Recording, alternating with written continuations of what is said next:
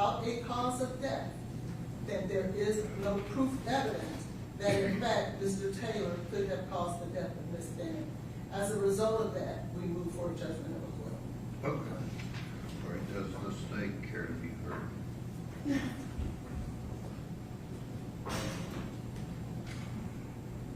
Your Honor, Dr. Mithun was very thorough in explaining that she did her own analysis. She was not a substitute witness, just reading from someone else's report. She did her own analysis. She formed her own opinion. She wrote her own report. It is not even a comparison.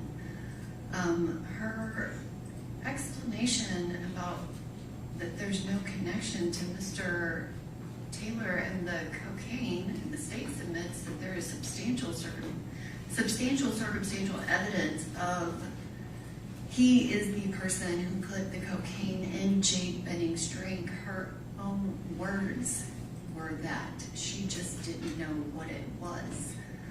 Dr. Carney gave very explicit testimony about timing and that it wouldn't take long to feel the effects. She described dizziness as being something that would be possible, as well as the person might be able to walk, but not for very long after ingestion. And she said that a time frame of approximately 30 minutes until Jade Benning would be in full cardiac arrest, that was consistent with everything that she knew, and specifically consistent with the other autopsy she reviewed. That was the only one that had circumstances similar to Miss Benning's case. There is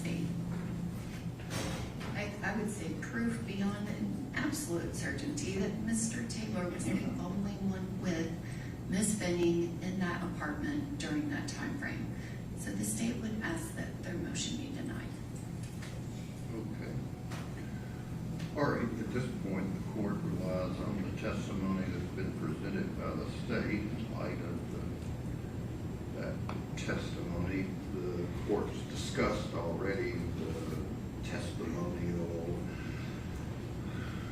Smith v. Arizona issue. There's nothing the court's heard since that ruling that changes that. I mean, Dr. Mithun talked about each batch, but said that didn't affect the reliability of her testing. She looked at a number of them. I don't know that she was asked specifically how many, but, and in terms of the causal connection,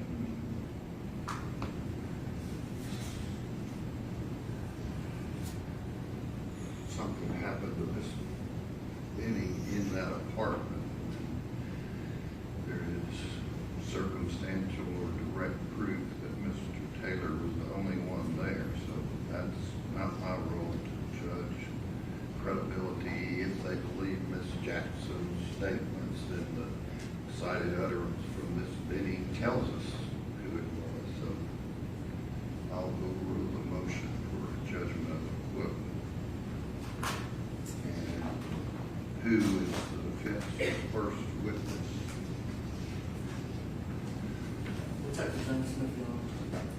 James Smith. Is he here? He is here, I understand. Really briefly, Your Honor, I think we need to test our computer system before we get the jury. Oh, I thought that had already been done. The people were here. But here. I think we're here. I don't think we tested it yet. I just want to make sure we get it tested real quick.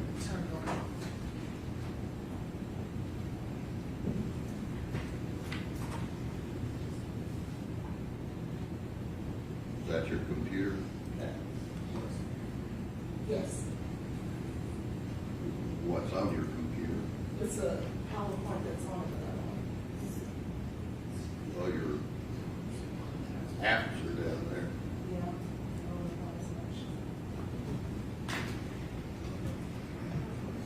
Your Honor, while they're sorting that out, the one other thing I think we're in a I think we're marked here.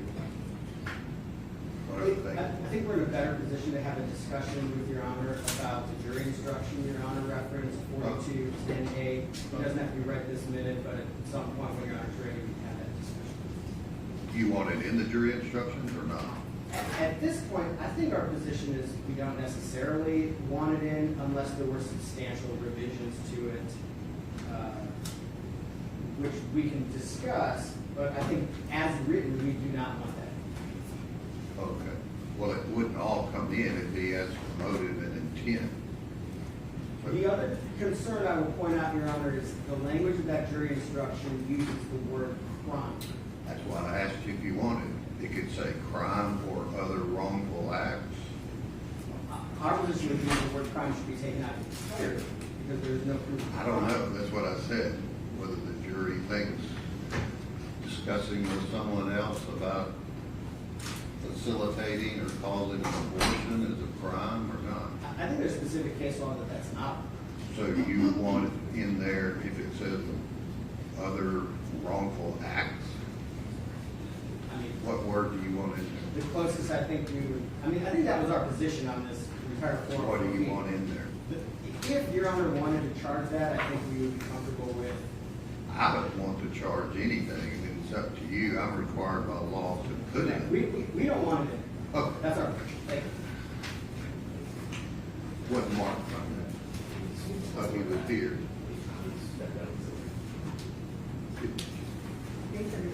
We don't need this for the first witness, so essentially, we could check it to this. All right, get us Detective Smith.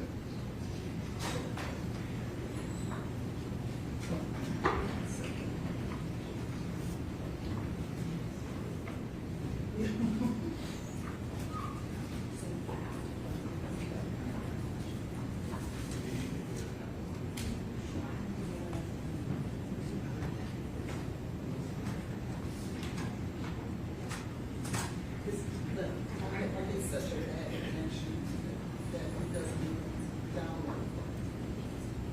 So I want to take that. How about the president?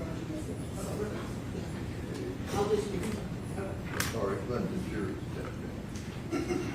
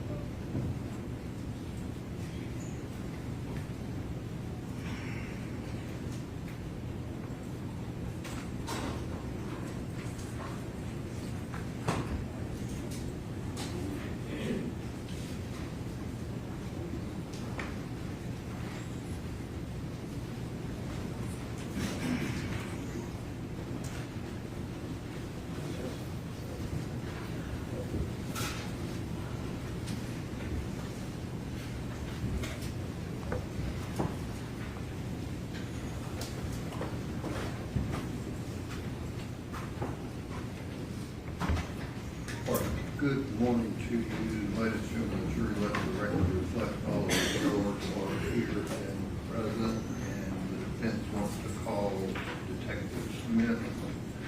You'll raise your right hand and be sworn. Do you swear the testimony about to give to be the truth, so help you God? I do.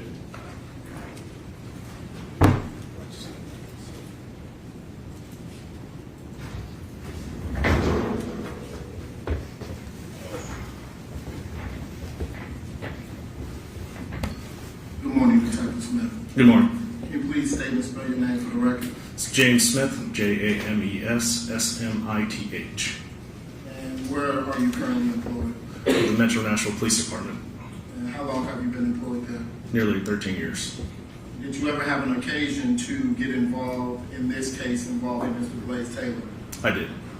Were you the first officer on the scene at the hospital, the first detective on the scene at the hospital? I was the first detective to respond. Did you ever call Andrea Browning and give her permission to go into the house? Initially, I did not recall that spoke, but yes, been talked about. Yeah, And would you have given anybody permission to go into the house? Is that something you would have done? The only time that would be done is because I was not doing the search warrant, and the officer I had released, the officer, Herbert's officer, who initially was going to secure the scene or the apartment at that time. He had been released. The apartment at that time had been released, was no longer in police custody to be frozen and such. So to give permission to anybody, it would have been after that fact that I can't say they can or cannot go in there at that time. And just to be clear, do you have any documentations or recordings suggesting that you gave someone permission to go into the house? I personally do not. And would you have given permission for her or any friends to enter into the apartment? If given permission, it would have just been family. I would have given them family. And did you give family permission in this case to go into the apartment? Based off the recollection that was given to me, it would have been either stepmom or mother, but Ms. Browning would have been the contact. Would an email that you sent refresh or aid in your memory for your testimony here on today? Yes.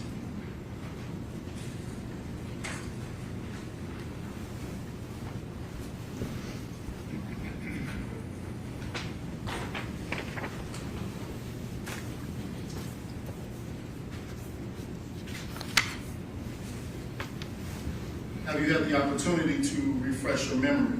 Yes, sir. After refreshing your memory, do you have any recollection of giving Mrs. Benning's stepmother or any family members permission to go into the house? Like I said, initially when I sent this email, I had no recollection or memory of giving anybody permission. And when did you send the email? This email was sent yesterday, Sunday, June 28th, 2026, around, it would have been 4 p.m. And do you stand by that recollection? Not with the information that was just given to me this morning. What information was given to you this morning? You provided me a transcript. I still don't remember exactly giving the permission.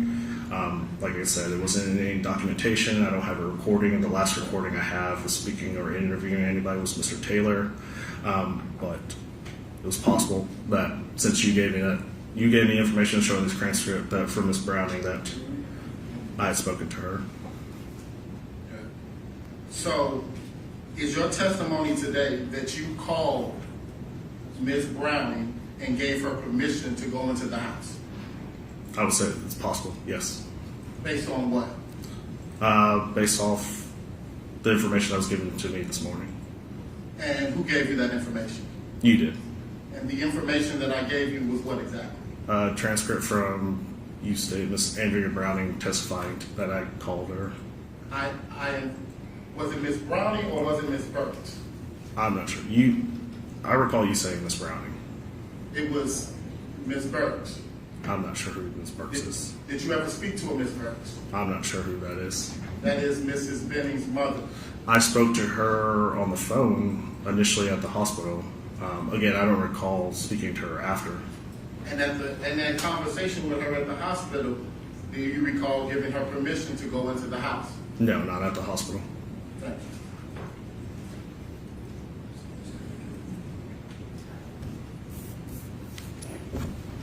Any questions from Mr. Taylor? We've got Sergeant Smith, correct? Yes, sir. All right.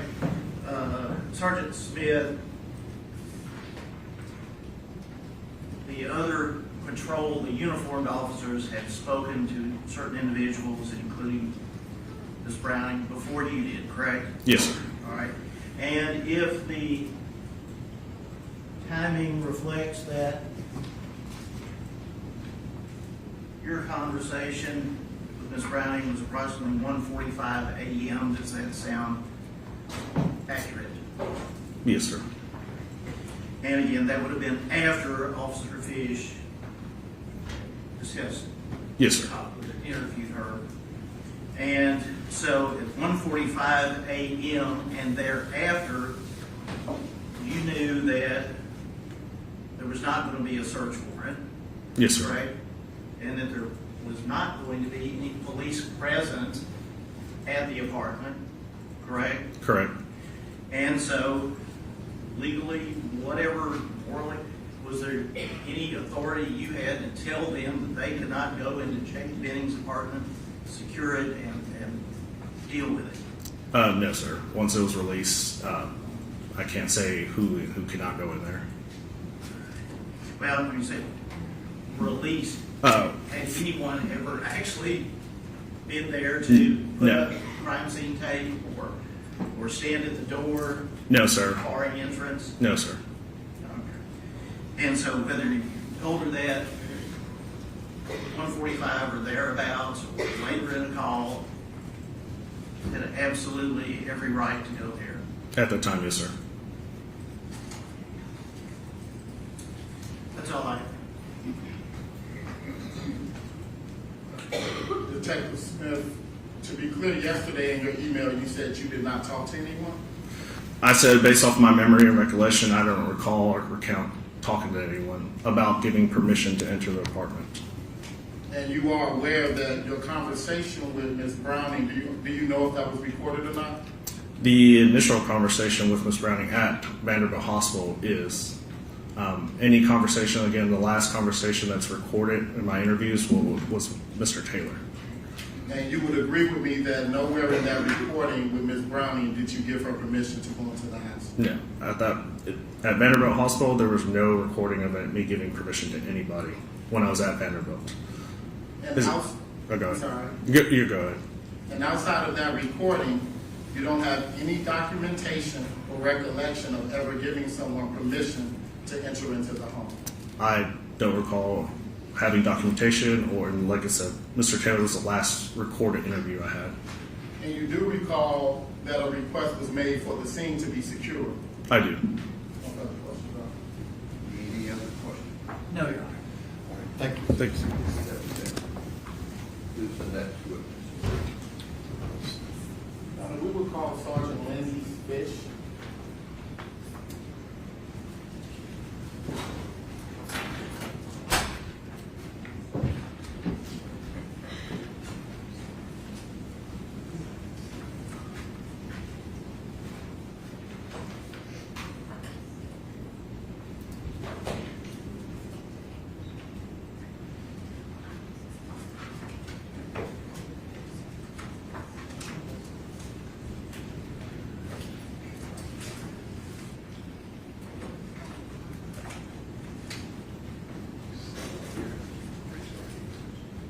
Do you swear the testimony you're about to give to be the truth, so help you God? I do.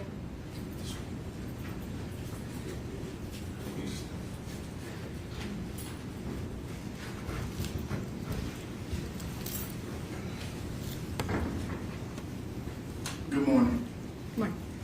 Can you please state and spell your name for the record? Lindsay Fish, Lynnsey Fish. And how are you currently employed? I'm a detective with Metro Nashville Police Department And how long have you been employed there? since 2020. And did you ever have an occasion to make the scene in an incident involving Ms. Jade Benning at Vanderbilt Medical Center? I did. And would have been around February 25th of 2023? Correct. And in what capacity did you show up on the scene? I was a patrol officer. Were you wearing a body worn camera? I was. Was it activated? It was.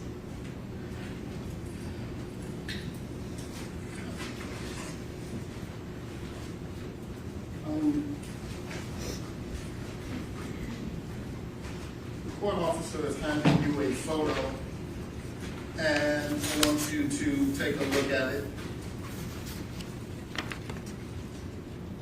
Do you recognize it? Yes. Does it purport to be a still image of your body worn camera from that night? It is. And is it a fair and accurate depiction of your body worn camera that you were wearing that night? Yes. Has it been altered in any way? It doesn't appear to be. Your Honor, at this time, I would ask that this be entered into evidence as a defense exhibit 3, I believe. Yeah, we're just putting it in that. 55. I'm sorry. permission to publish on. Okay.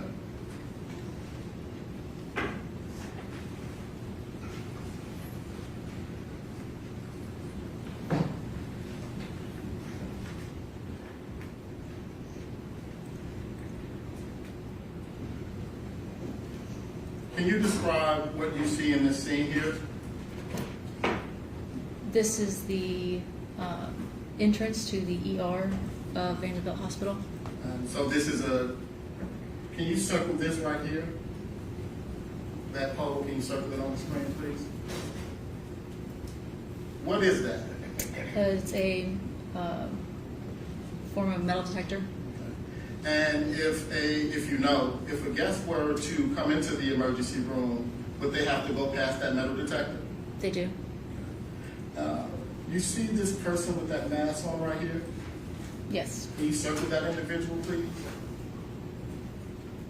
Do you know what that individual is doing?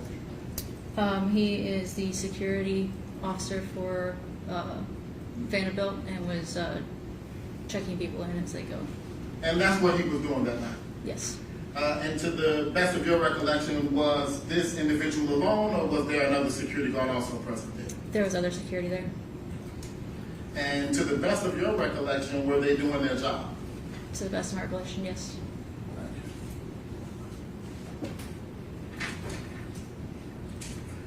Did you ever have an opportunity to speak with a Miss Browning that night? Yes. One second, I want to go right back to exhibit number 55.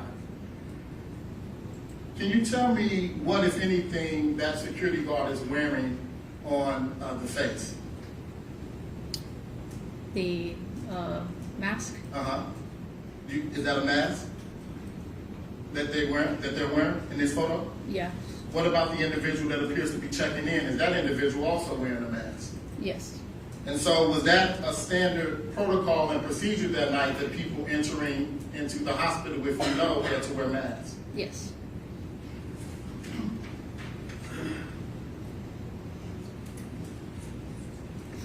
Now, I just want to try to orientate the jury to, when you say you were one of the first officers on the scene that day, Correct.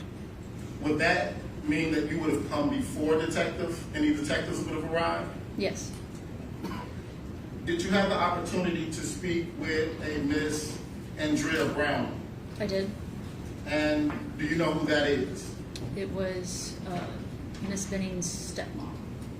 And do you Roll recall? up closer to the mic. And do you recall while speaking to her that Miss Burks got on the phone? I don't know who Miss Burke is. Miss Burks would be the mother of Mrs. Bennett. But yes. She did in fact get on the phone. Yes. And you were present for that. I was. And what, if anything, did you instruct them while you were in the presence of Mrs. Browning with Mrs. Burks on the phone?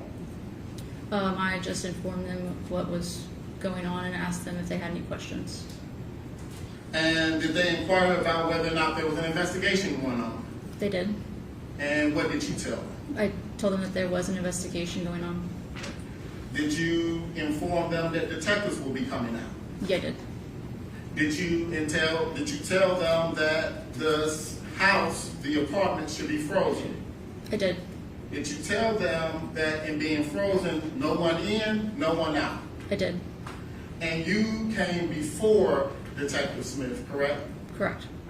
And again, when you gave those instructions, Ms. Browning was present Yes. and Ms. Burks was on the phone? Yes. No further questions. Questions from the state?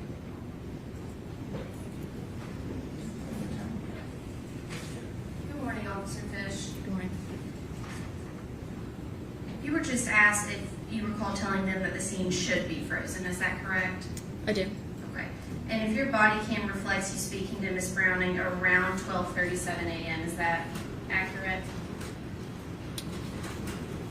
I don't know the exact time. Okay. But when But it was prior to Sergeant Smith. Yes. And to your knowledge, Metro Nashville Police Department was going to go out, conduct a search warrant, and freeze the scene. I knew that was a possibility. And if Sergeant Smith's search warrant later got denied, and there's a possibility he told them they could go back to the apartment, would that make sense? I wouldn't know that information. Okay, would it make sense if there was no search warrant and no one was freezing the scene, Metro wasn't there? Objection, call for speculation. The witness says she doesn't know that information. Okay, rephrase your question.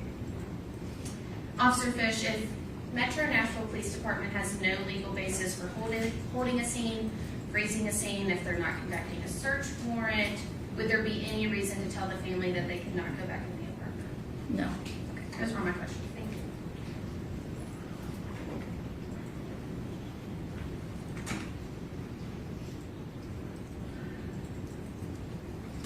Officer Fish, do you recall ever stating that you all had information that a possible crime had occurred? I do. And that's the information that you gave Ms. Brown, correct? Yes. That the investigation was, why the investigation was happening. Fair enough. No further questions, y'all. Any other questions? No, sir.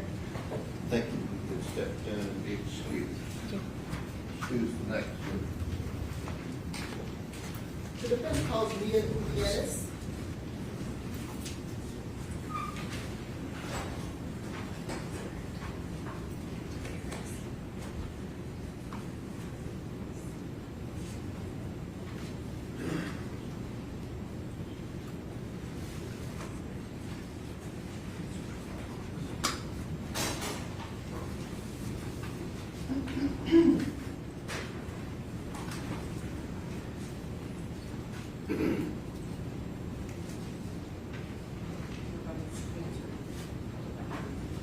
We'll move to Dr. Peters. What's the last name? Sheila Peters. Oh, there she is.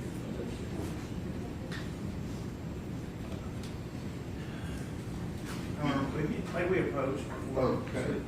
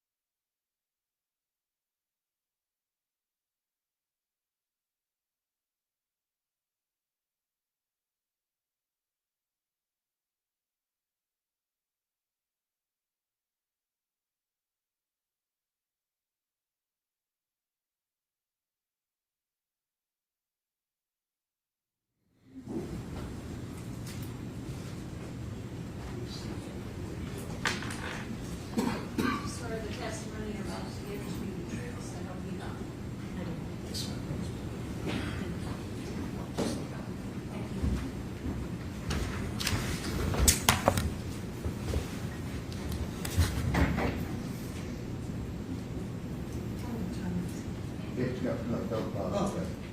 Go ahead with your question. Thank you. Could you please state your name for the record, please? My name is Nia Gutierrez. And Ms. Gutierrez,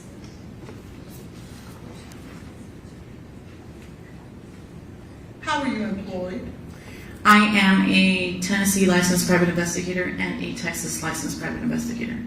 And how long have you been a licensed investigator? In Texas for about a total of 7 years, and in Tennessee I'm coming up on 1 year. And did you recently move to Tennessee? Yes, last year. Okay. And what company do you work for in terms of for investigations? Out of Texas, I work for Willis & Associates, and out of Tennessee, it is Covert Results. And how long has Covert Results been in business? Since 2017 or 2018, I believe. Okay. Did you have an opportunity to go out to the Ontario apartment where Ms. Benning lived? Yes. And when you went out to the apartment, did you have an occasion to view the apartment where Ms. Benning lived? Yes, I did, on the exterior with the door closed. Also, did you have an opportunity to view the marquee for the apartment? Yes, I did. I want to draw your attention. Do you have with you photographs? I have something else not to put photographs with me. Should I have photographs? Okay.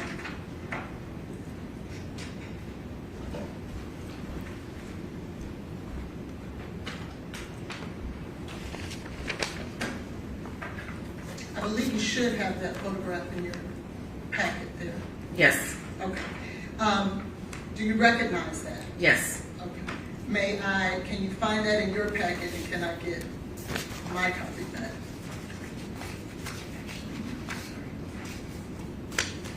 I'm sorry, this picture is not in my packet. Okay, that's fine. Do you recognize that photo that Yes. you took? Yes. And what is that a photo of? It is a picture of the marquee of the incident location demonstrating the physical address of the apartment complex. Okay. May I have it back, please, so that I can publish to the jury? Is it in the same fashion in the way that you photographed? Yes. And are you the one who actually photographed this? Yes, correct. Your Honor, at this time, I'd like to publish. Okay. Is that, in fact, the marquee for the Ontario apartments or condominiums? Yes. Have you had the opportunity to view any photographs from 2023 or February in regards to the Ontario apartment complex? Yes. And is that marquee in the same fashion that it was in 2023? Yes. Could you please read for us the address here at the bottom of the sign? It is 1522 through 1550 Lebanon Pike. Thank you. Did you have an opportunity to go out and look to see apartment 107 where Ms. Benning was living at the time? Yes.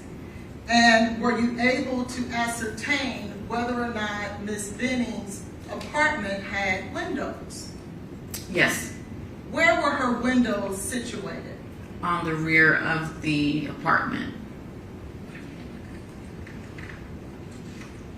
If I may, Your Honor. Was there anything behind that apartment where the windows were located? There is a trailer type business, it's a trailer service repair business at the rear of the apartment complex. It's rather large, and from my understanding, it's called TSR, and they repair trailers. I want to first show you this photograph here. Do you recognize that? Yes. And what is that?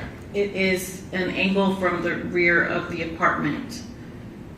And are you the person who actually took this photo? Yes. And could you, for the jury, well, let me ask that it be admitted first, Your Honor. Okay. could you, for the jury, please point out which window belonged to Miss Benning's apartment? It would have been, I'm not sure. Mark, I can mark on here, sorry. It would have been this one. okay. And I want to now show you another photo. You can clear the screen. If you, Oh, sorry. okay. Got it. There you go.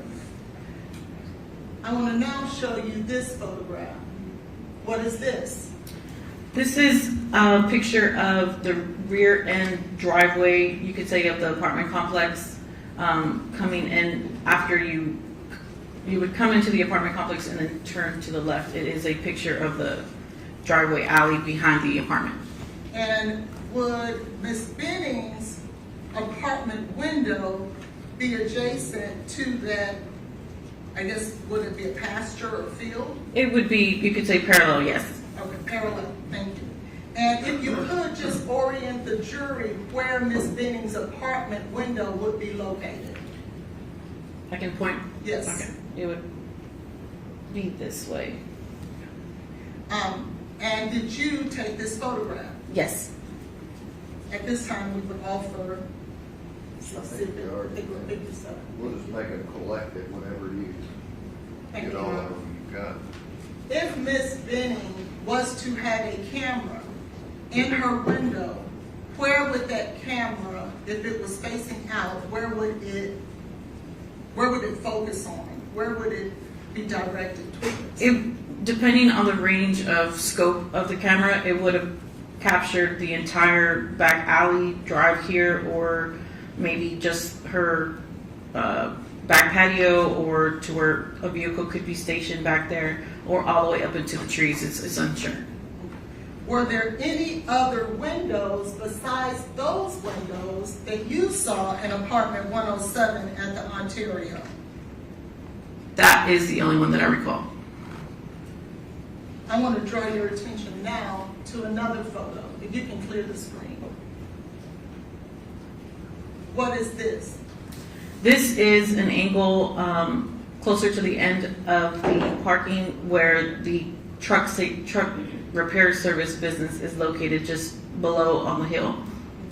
Is that also behind Miss Benning's apartment and the view that would be out of the only window in her apartment? Yes.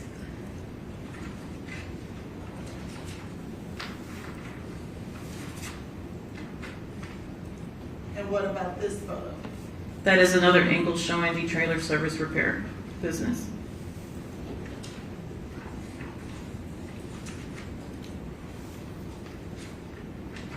Now, did you have an opportunity at our request to do any research in regards to the son of Miss Stephanie Franklin? Yes, I did. Did you determine a name for the son of Miss Stephanie Franklin? Yes, the name is Jordan Franklin.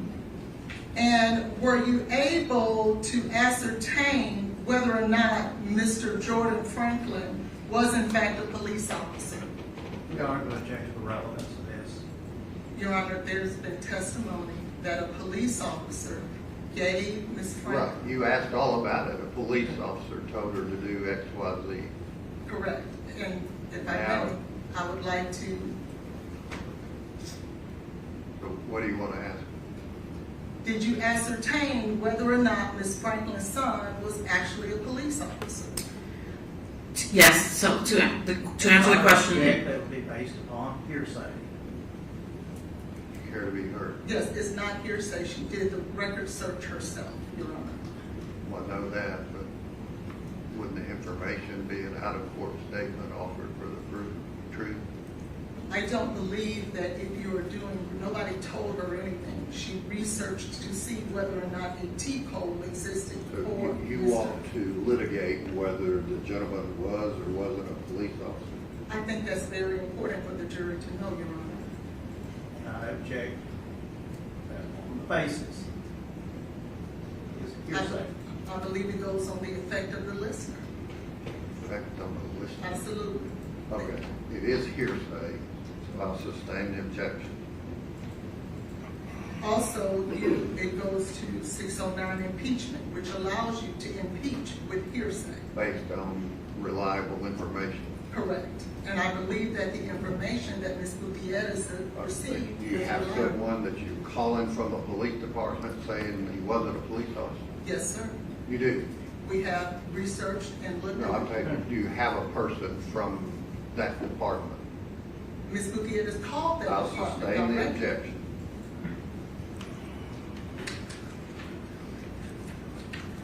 And, Your Honor, if I may, through this witness, introduce this judgment. Now, I certainly object to that. Okay. It The was- judgment about. It's a certified copy in regards to Okay. Mr. Have Jones. you looked at the certified copy? I'm not sure which one. Yes, sir. We have the one, Here we go. I gave it to you last week, but I'll give you one. but maybe we approach. Okay.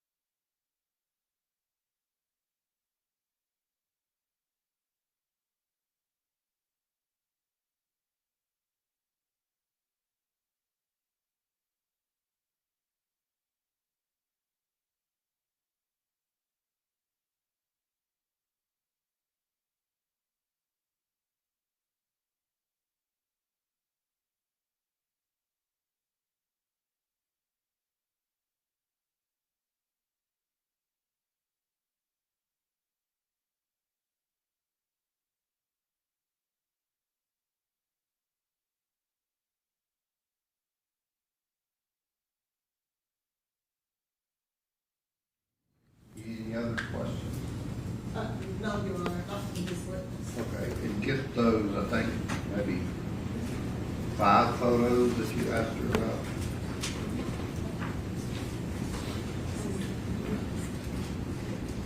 Get those and we'll make them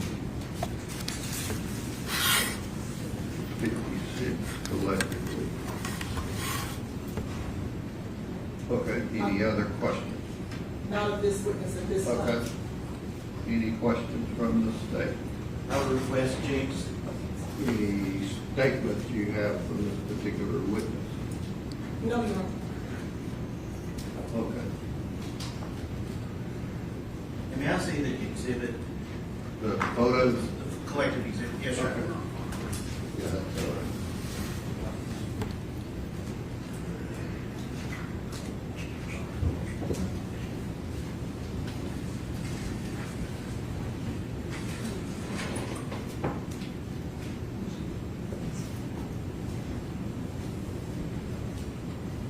I believe you said that you were employed by Covert Investigations. Did I get the name right? Yes, and Willis and Associates. Oh, okay, okay. And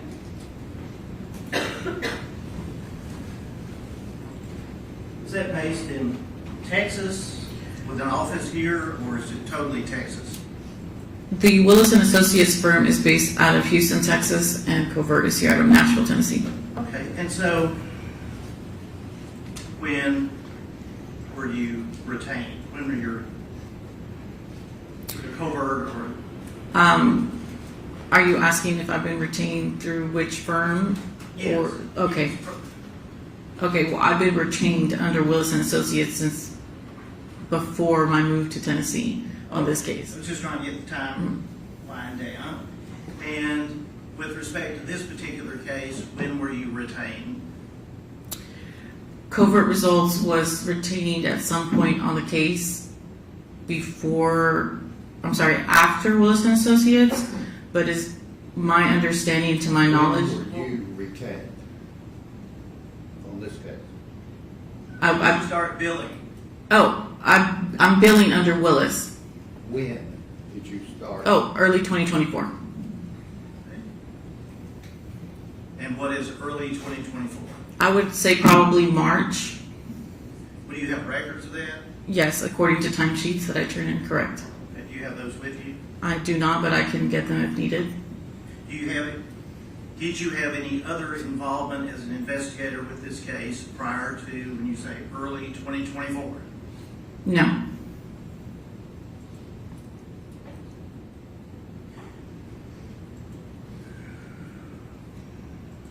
Were you familiar with this apartment complex prior to being No, retained? I was not.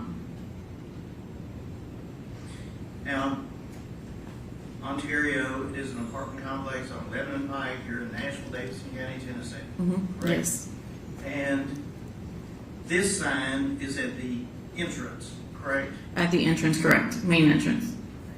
And Miss Benning's apartment that you were directed to is essentially in the far back corner, correct? I would say the center far back corner building.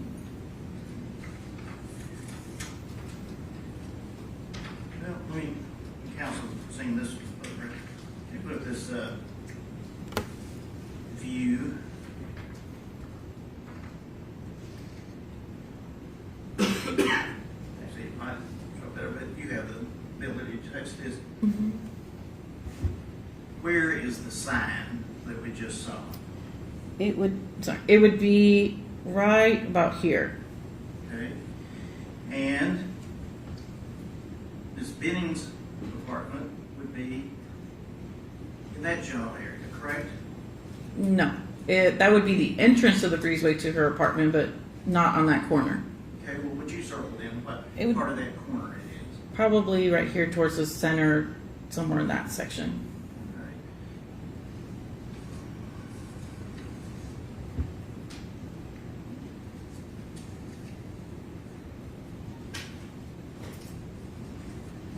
Yep, another one that's a little bit further out. And this is a larger view of the businesses in the area, correct? Yes. And the truck repair place is in the top of the picture, would that be correct? Yes. And now on this picture, could you circle what you say is Miss Benning's apartment? You want me to circle it on here? Yes, please. And again, circle the entrance. Where the marquee would have been? Yes. Thank you. All right, I would tender these photographs as the next number is 58, 57. There are two. There are two, yes. Okay, just make a collective 57.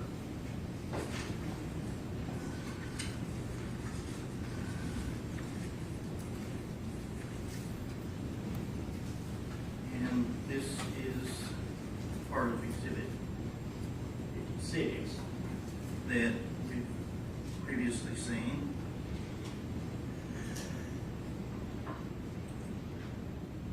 Would you circle again the, what you say is the window to Ms. Benning's apartment? No. The next window over, is this also not a part of her apartment, or do you know? I don't recall. I have to look at a bigger angle, but it is possible. Okay. And obviously, as we see in this picture, the blinds are closed all around, correct? Yes.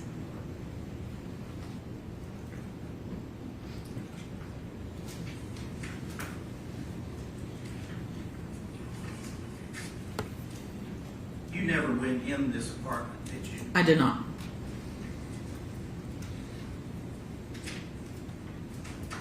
And the photographs that you took, do you know when those were taken, the date and time?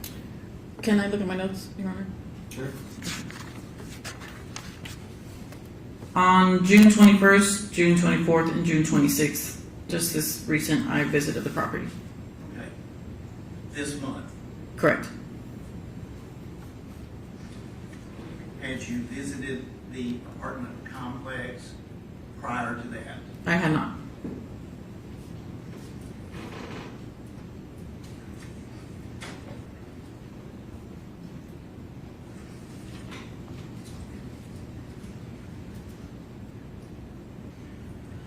Judge, those are my questions. I'll Okay. submit these in fact. Any other questions? No, Your Honor. All right, thank you. Next. At this time, Your Honor, we would submit a judgment. Okay. The judgment for Keontae Jones for conviction of theft on September the 1st of 2022. Okay. Mark that as 58.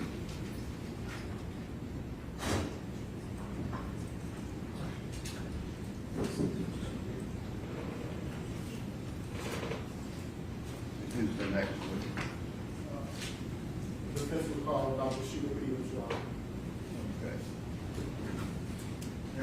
Yeah, it is, but maybe we approach. Okay.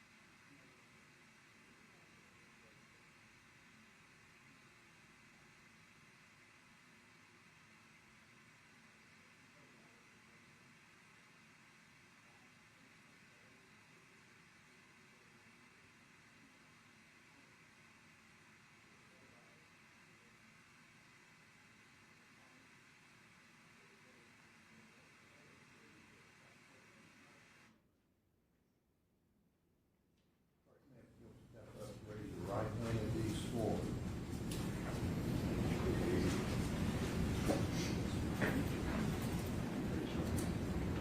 Do you swear the testimony you're about to give to you the truth, so help you God? Yes, I do.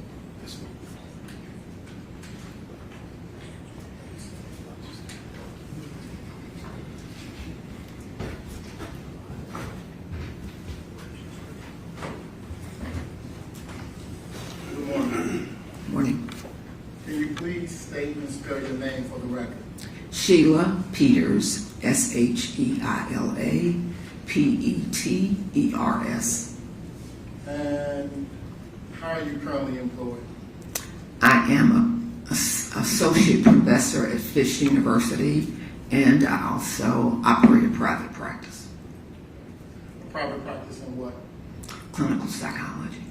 Did Did you have to go through or undergo any schooling for that? Yes. What's Your Honor, I object if you're not calling her as an expert. This is background information, Your Honor, if I may. Okay, go ahead. Did you have to undergo any schooling for that? Yes. What kind? Undergraduate degree as well as a master's and a doctorate. From where? Undergraduate degrees from University of North Carolina, Chapel Hill. My master's and my PhD from Vanderbilt University. Dr. Peters, have you ever been employed with the Tennessee Titans? Yes. In what capacity? As the team clinician, And in that role, what were you expected to do? in that role I was expected to provide support and assessment for players, coaches, and the entire organization. And when you say support, what, if any, difference is there between support and clinical work? My role was to help anyone that was experiencing any kind of distress and determine what their best treatment would be. Did you ever come to know Mr. Blaise Taylor? Yes. How? During the playing season, on average, I would attend one practice a week, and I would see him as I would see other individuals coming out to practice. And in those general interactions, what was, if any, your impression of him? Your Honor, I object to that. Impression. We're not having. They were co-workers, Your Honor. I'm just Okay, asking she her what said was their that. impression, her impression of Mr. Taylor. With a time frame. All right, I'll sustain the objection. When did you ever interact with Mr. Taylor in 2022? Just cordial hello. And did you ever interact with him in 2023? Yes. And what was your interaction with him? I was asked by the GM. Your Honor, objection. Okay. Hearsay, and this is in a professional capacity.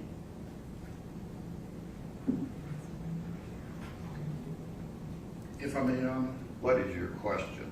My question is, did you interact with him at all in And your answer is 2023? yes or no? Yes. Okay, she did. Thank you. And what time frame did you interact with him? It was in March. Was it once or more than once? It's twice. Do you recall any dates? Yes. What dates would that be? March the 3rd and March the 8th. And when you interacted with him, what, if any, impression did you have of him? And again, Your Honor, I object.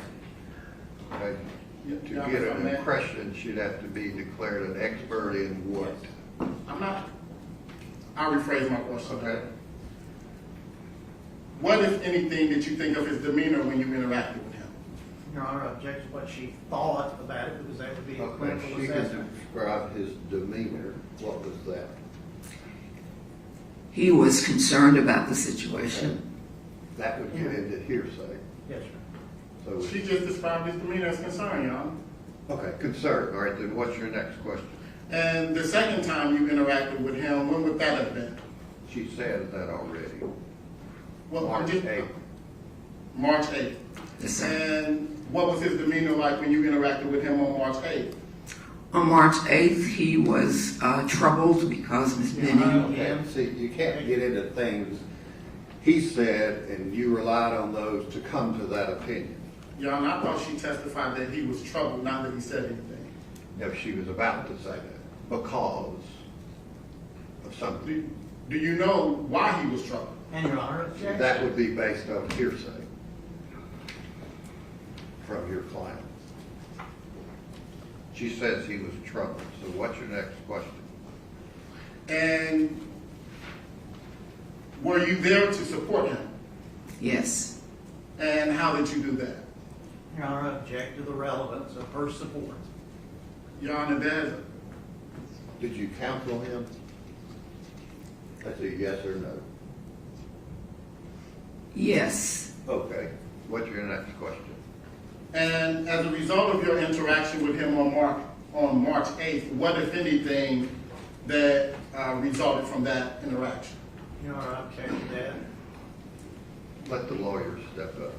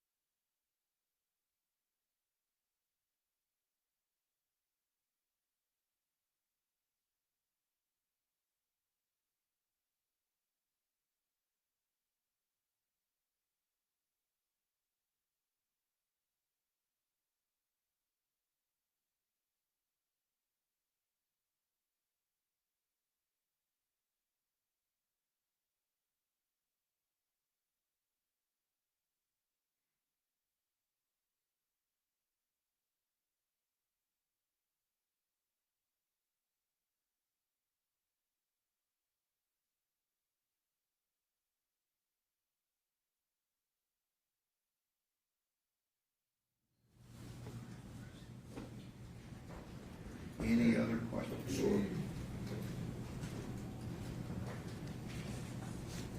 Dr. Peters, do you know if Mr. Taylor remained with the Titans after March 8th?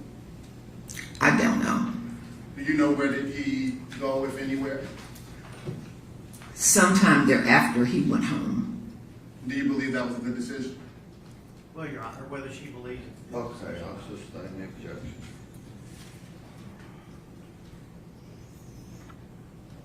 When you encountered Mr. Taylor on March 8th, was there anything out of the ordinary with him? It's been asked and answered. Okay. How would she know anything's out of the ordinary unless it comes from hearsay? Well, based off of the impression that she would have gotten observing him and interacting with him, what his demeanor may have been. She's described that as trouble. She did, but not in relation to not in relation to what would actually happen when he left. So I think it's a little nuanced there, Your Honor. Okay, well, I'll sustain the objection. During your time at the Titans, did you ever have any personal problem with Mr. Taylor? No. No further questions, Your Honor. Any questions from the state? No, Your Honor. Thank you, ma'am. You can step down. Who's next? At this time, Your Honor, the defense will call Dr. Melissa Jerry. Jerry.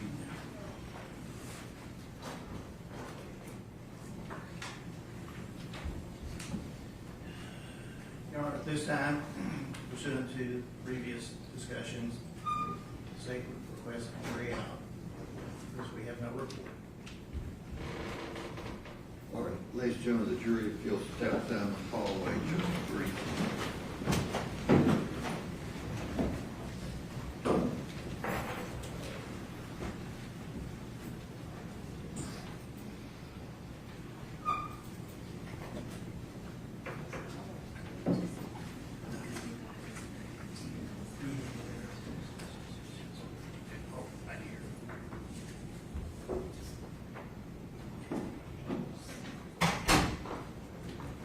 What is it? Hang on a second, ma'am. What is this witness being offered for? This witness is being offered in regards to the NMS reports,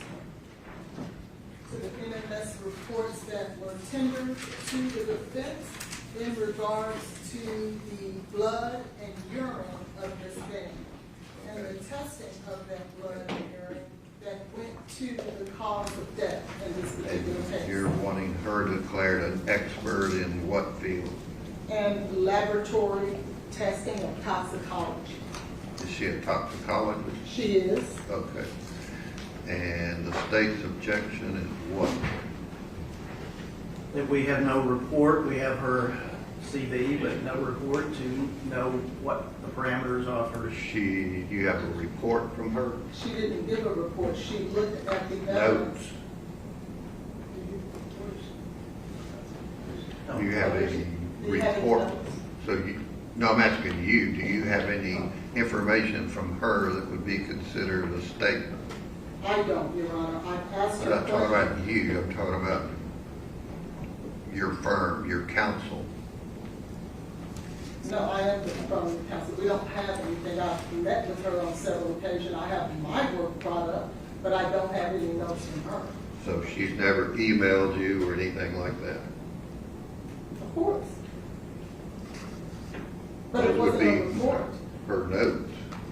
I don't have notes from her. She may have emailed me in regards to what time is the Zoom call or are we? She didn't have a report. No. she So didn't. what do you want me to do? We would hear her testimony out of the presence of the jury for the court to determine whether it will materially assist the jury and basically a McDaniel hearing. So you're thinking this particular witness isn't qualified as a toxicologist? No, it's the substance of what she testified about that we have no knowledge. She just now says about NMS. Well, if we'd had a report, we might know whether to have had Some people don't do reports for Unless- tactical reasons. Yes. And it would appear, since the witness has a notebook with her, that there may be some, if nothing else, jinx material that we would. What be is all entitled to that? see. Your Honor, it is my brief notes to prepare for testimony today and the NMS reports that were provided. Okay. Do they have a right to look at that? Sure. How long do you need to do that?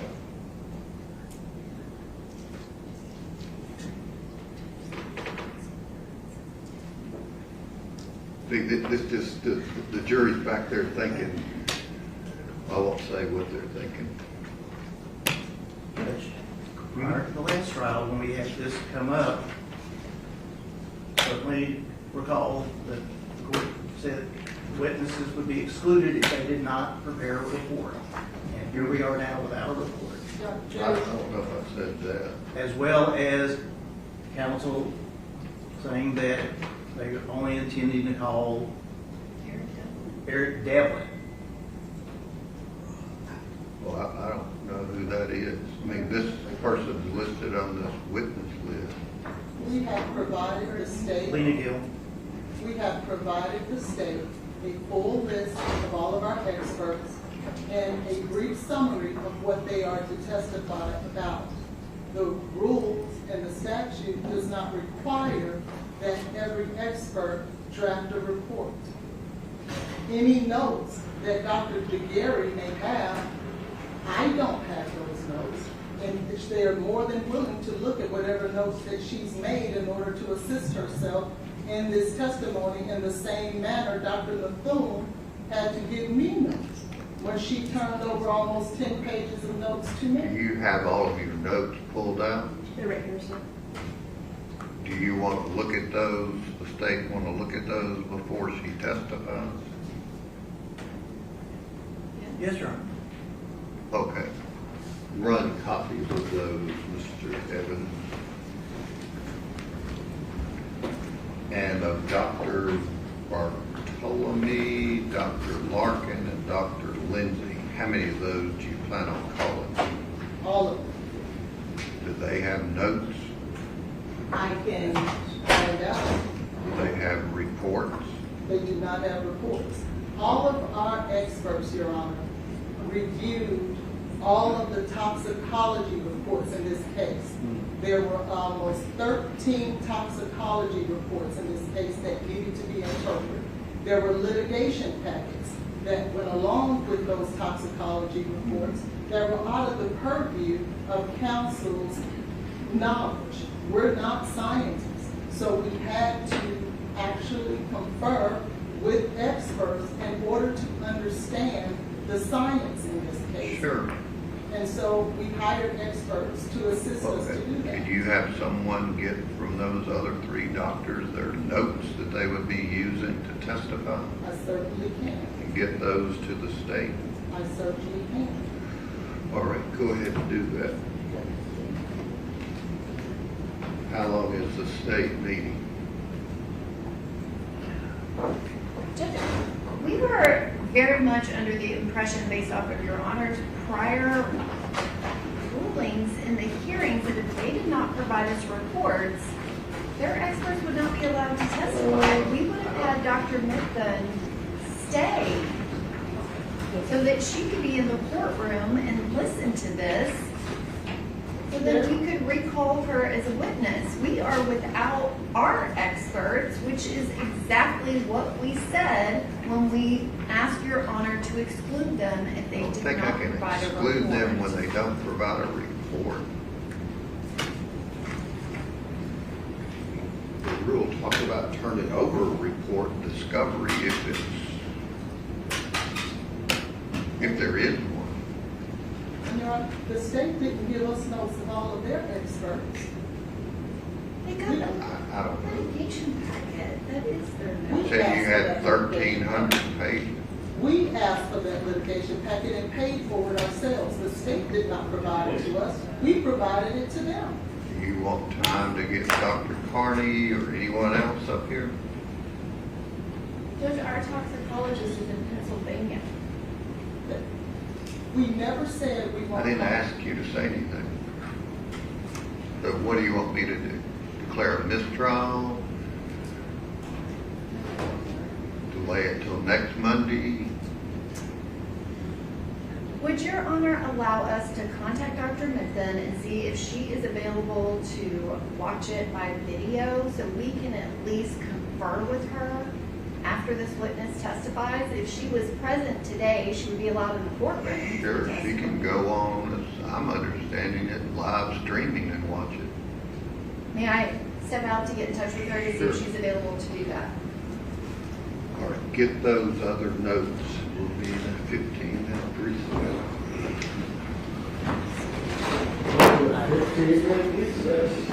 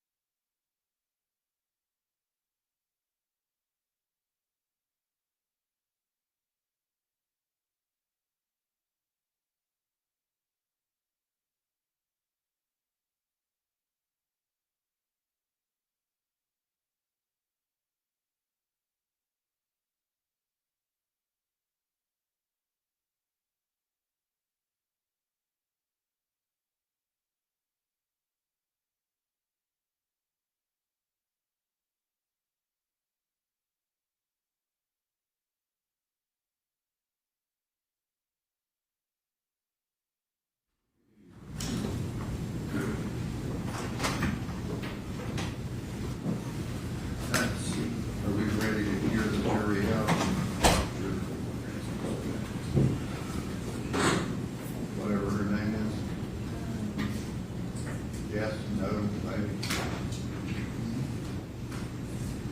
Is the state ready? Yes, Judge, we were just, honestly, to expedite the process, we are no longer asking for the jury out. We have our toxicologist that's on the link, and we won't, if your honors are willing to allow the witness, we won't object. Okay. I mean, do you want to be heard on your qualifications and all, then I can do that. Not as attorney. Okay. And then if Dr. Minton is to be recalled, I don't know, I haven't heard anything, I literally know nothing. Which means, Your Honor, we would like notes and emails as well, please. what are you talking about? I said, if she is, so that we can get ahead of it, we would like notes and emails as well, please. Notes, emails about what? Her testimony and her notes that she made. She would be, as you said, offered as rebuttal. And I would like that. Raise your right hand, we'll just bring the jury down then.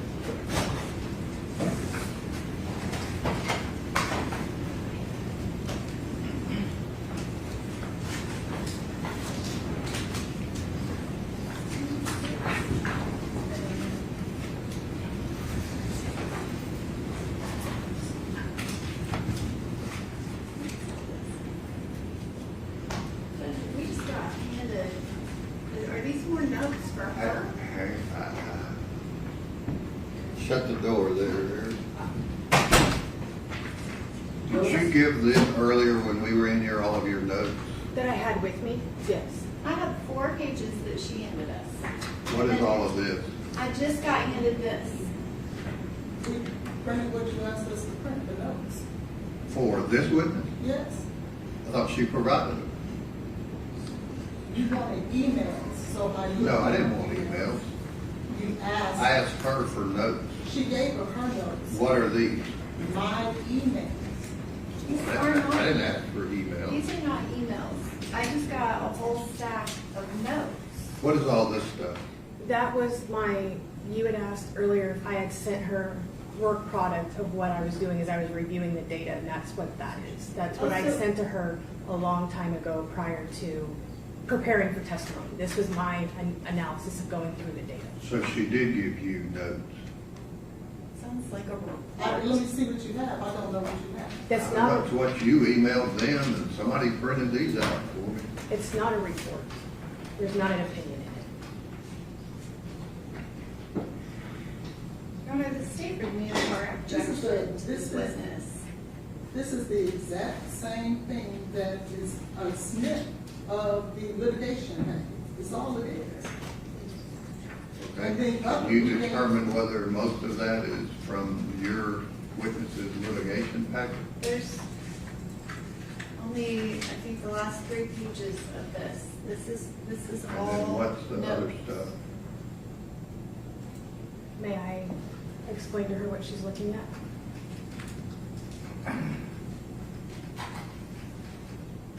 I'm asking counsel. Okay. If you look, all of this are snippets of the litigation package. Is all of this snippets from the litigation package? All of it is derived from the litigation And package. then What do you there are mean notes derived from? on top of it. It's notes on top of it of what I was From seeing. who? From me, as I was Why didn't you looking. give us that earlier? I didn't have it, sir. I don't have See, it. this is what hide the balls off. You know, I got a jury back here, I guess I'll direct myself to you, that's thinking I'm an idiot because of this trial. The procedure, the logistics, and they're back there wondering what in the heck we're doing. That's why, you know, the intent of Rule 16 is not hide things. I'm getting the notes in the same number that they gave Why to didn't they me give with them? Dr. I'm not Miller. worried about how they gave them to you. I'm dealing with how you gave them to them. Well, Do you think, Mr. Brand, Rule 16 doesn't include providing these notes pre-trial? No, he did, and so. No, he didn't. Y'all didn't. I'm asking him, do you think Rule 16 would include, when it says copy, photographs, documents, reports, and provide the other side, if you've requested discovery. Did that include this stuff? No, Your Honor, How so? because I think this is probably James material, under 26.2.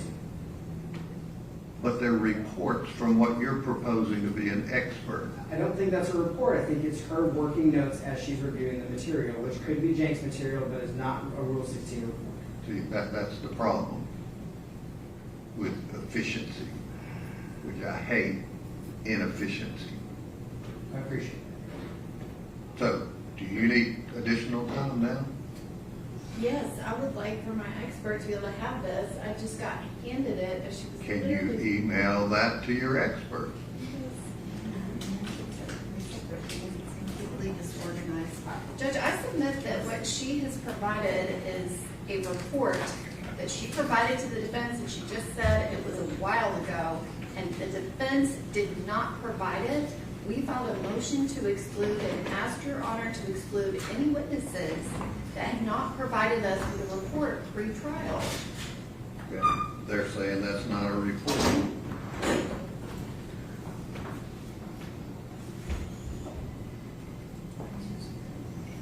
I mean, do we need to have a jury out to determine if it is? If it is a report, is Your Honor going to exclude it? Sure. Well, then I would ask the witness, there be a proffer to the court for the court to make a Inspect determination. if and these copy are or bills. photograph books, papers, documents, photographs, tangible objects, or copies or portions thereof, if the item is in the defendant's custody and intended to be introduced as evidence in their case in chief. This is not being introduced in our case in chief. That makes no sense. Well, it's not being introduced for our case in chief. So you want to orally ask her all about it and then just, I'm I not want to do it moving in the to same introduce manner it. that General Norman did. I'm not dealing with that. I'm dealing with, have you complied with Rule 16? Yes, I have.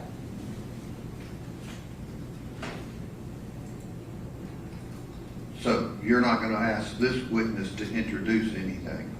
No, I'm not. So what do you want, General Norman? Well, honestly, I gave somebody my paperwork to go copy it and send it to our expert. I thought you got an email with that in it. I haven't even had a chance to look at it, but what the little I looked at, it looks like she typed up a report It's to not a them. report. Where is that?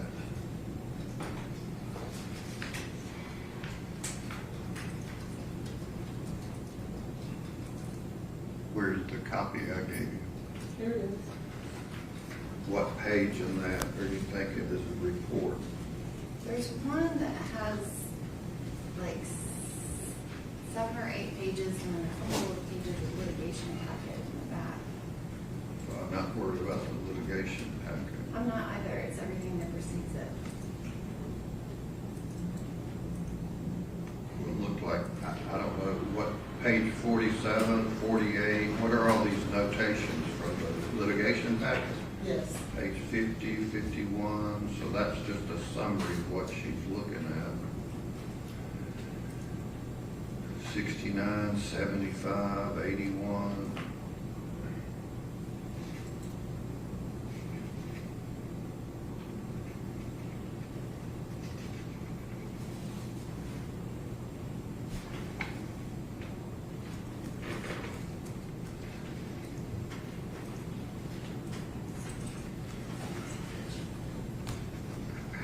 How, Ms. Holland, is this not a report telling you what she's finding in the medical records?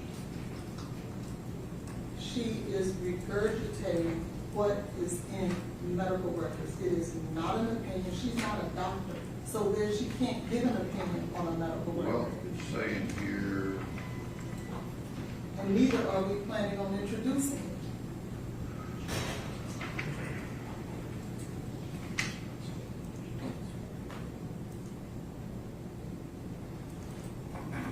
page page 75, instrument had an error, incorrect vial, not on our case. What's she reporting to you? What's in the litigation packet? That is not her opinion, that is directly taken from the litigation packet. Okay. What do you want to do, Joan? Witness testify. I think the witness should be excluded. Okay, other than that, what do you want to do? I would ask the court to give us 5 minutes so I can at least have the paperwork in front of me before she starts testifying. Did you get this document through an email? I don't know. She handed me documents, she emailed me documents. I'm It asking was that an all, email to the court. I asked Were you all not of it be in on it? printed. I'm saying I don't think they're the same things. What she handed us and what she emailed us, they are printing it right now. The emails that I sent over are nothing but logistics. I sent them over because they're emails. Sent them to who? To Joe. No, I'm not talking about emails in the past. I'm talking about, did you email this packet to the state? I don't know. Yes, Your Honor, I believe that the packet that you're holding is included in email to the state that has Did you get this several by email? Word documents. I received an email with 7 attachments that say summary of lit package, which sounds like a report.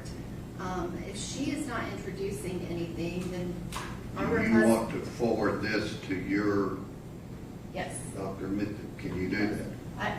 I have forwarded the email. I'm asking that the printed documents, which don't appear to be exactly the same, be scanned in so we can send that, and that's happening right now. How did I get this if it's not included in an email?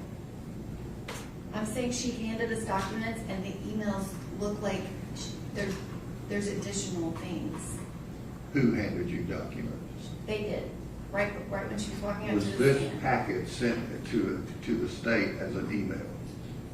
Yes. Yes. Do you have that? Yes, Judge, I received it a few Okay, minutes ago. can you forward that to your expert? I did. Okay. All right, so do you need additional time? I would like to have a copy, but I guess. Oh, okay, give that to the state.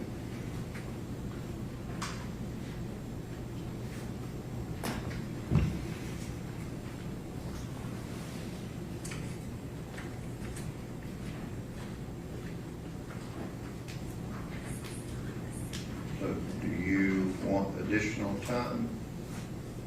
No, Your Honor. All right, let the jury step down.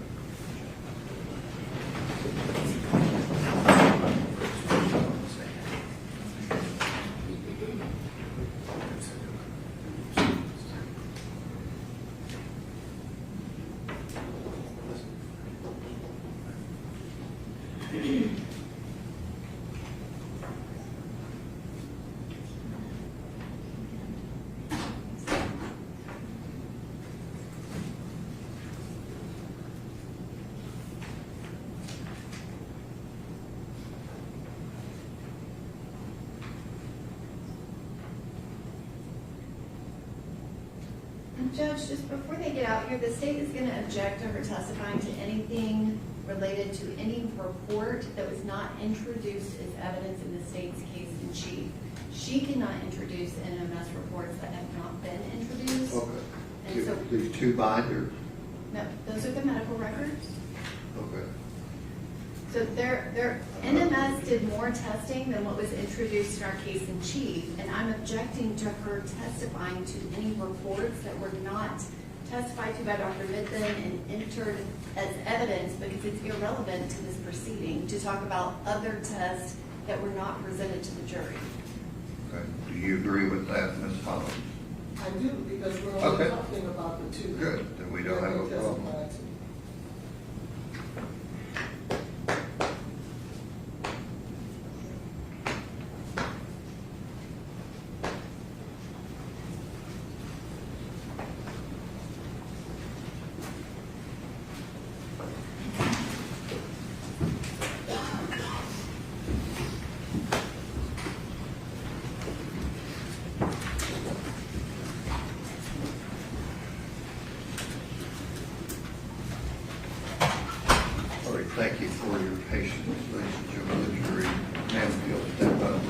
and be sworn. You swear the testimony you're about to give to the truth, so help you God. Yes. This way. Just,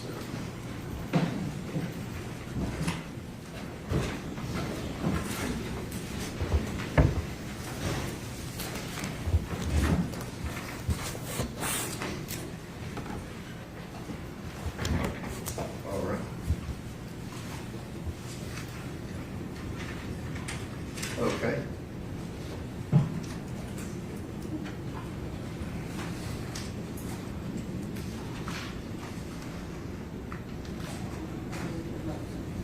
Good afternoon, Dr. Jagari. How are you? Good, how are you? I'm good, thank you. Could you please state and spell your name for the record, please? Dr. Melissa Jagger, Melissa Giguere.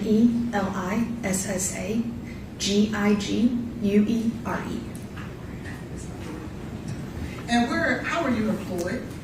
I am currently an independent contractor for forensics toxicology and science. And where are you in terms of company that you work for? Who do you work for? I currently work for a company that I own. It's MG Forensic Consulting. And how long have you been a toxicologist? I started doing toxicology in 2014. And where did you go to school? I received my Bachelor of Science at the University of North Texas, and I also received an Industrial Master's from the University of North Texas in chemistry. An Industrial Master's is different than a regular Master's because I did not have to do a thesis. I had to be working in the field and had to write my paper in regards to what I was finding and doing the lab work in the field. And then in 2023, I graduated from Oklahoma State University with a Doctor of Forensic Sciences with an emphasis in toxicology. It is not a PhD, it's a professional doctorate. The difference between a PhD and my doctorate is I didn't have to write a dissertation. I had to be employed in the laboratory, and all of my papers were based on data that I produced while working in a laboratory. And how many, I would say, how long would you say that you worked directly in a toxicology laboratory? Just over 10 years. And have you been peer reviewed with your work? And have you also peer reviewed others and their work? Are you referring to peer reviewed and just releasing my data and someone reviewing my work prior for release? Yes. Yes, I've done both ways. At this time, we would tender Dr. Jagari as an expert in laboratory toxicology. Any questions on that request from the state? All right.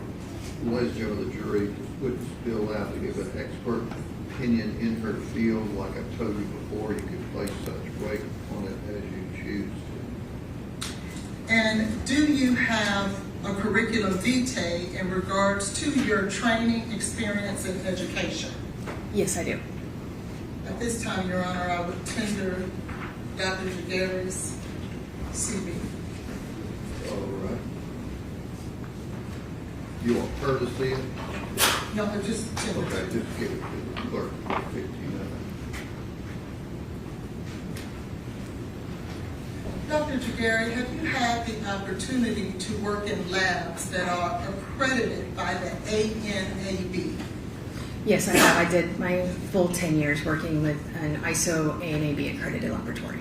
And what exactly is ANAB? So ISO 17025 is it's an international standard that people who do qualitative, quantitative results have to follow this standard. It is, if you look up pharmaceutical companies, petroleum companies, they follow it as well. So then you have ANAB, which is a subsidiary more for forensics that you have to follow. And so it gives a little more guidelines to be more for science versus petroleum or some other company that could have ISO. But then it goes a little further and it goes into ASV, which is an American Standards Board, and they produce guidelines and standards specifically for forensic toxicology. So you have a blanket overview and then you kind of narrow down into a funnel from there. And can you tell us some of the things that are required in order to be accredited, such as chain of custody, such as keeping things stored at proper temperatures and things of that nature? Sure. So the accreditation is very, the ANAB standard itself is very bottom line. It's very minimum, and it says you have to maintain a chain of custody. You have to monitor your refrigerators, and it should be kept between this temperature to this temperature. But you get those more finite details in the American Standards Board standards, those ASB standards. ANAB is more of a general. It's you have to do this, but you should try and go better. It's the bottom line of what it is. And so you have to maintain chain of custody. You have to document all kinds of everything in a forensic laboratory. You have to, the bench notes that as you're working through a case and you take a bench note, you write down it's oily or it smelled funny or whatever, that has to be maintained with the case file as well. It also goes through guidelines about who's allowed to work on it based on credentials. It goes through who has access to certain areas. It restricts that. It doesn't restrict it, let me clarify that. It dictates how you should document who has access. It's more of a documentation aspect from ANAB versus the recipe on how to do things. And why is that important? Forensics is the way I look at it, has three pillars. You have integrity, you have chain of custody, and then you have unbiased opinions. And you have that as a three pole and a stool. If you lose one of those, then you kind of wobble and you kind of can lose the reliability of the forensic analysis that you have. And so those guidelines between ASB, ANAB, and ISO all help to make sure that stool is good and stable and it can be reliable and accurate at the end of the day. So I want to draw your attention to the NMS lab report number 231-26889. Are you familiar with that toxicology report? Yes, ma'am. Do you have a copy of that report with you? Yes, ma'am. How many reports were issued under that work order?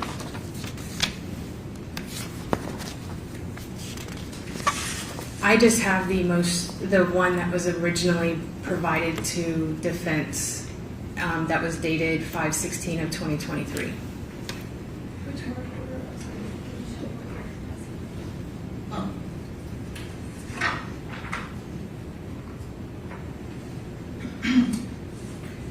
And have you recently been made aware that there was a new report issued on June the 10th of 2026 in regards to litigation packet 231-26889? Yes, you informed me of that.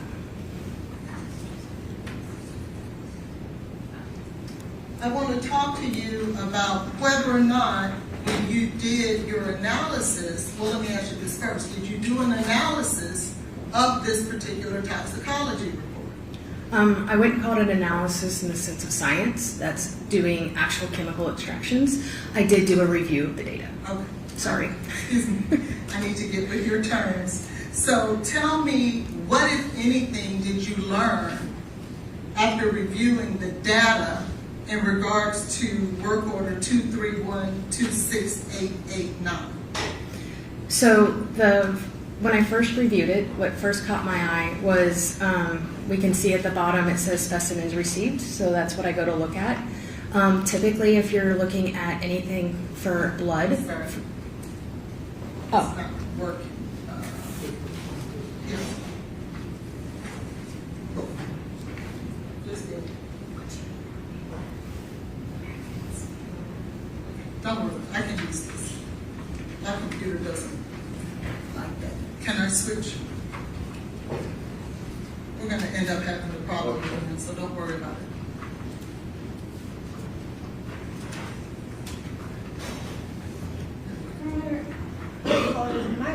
My witness is not in the feed. It keeps hanging up and she's not able to view what's happening.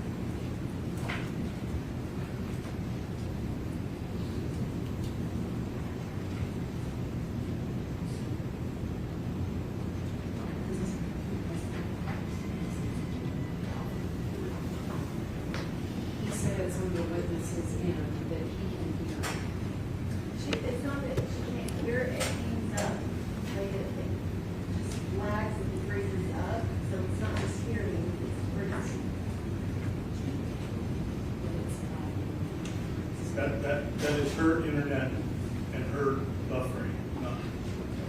It has You nothing wanna to do go with out her. and call her and see where she might be or relocate?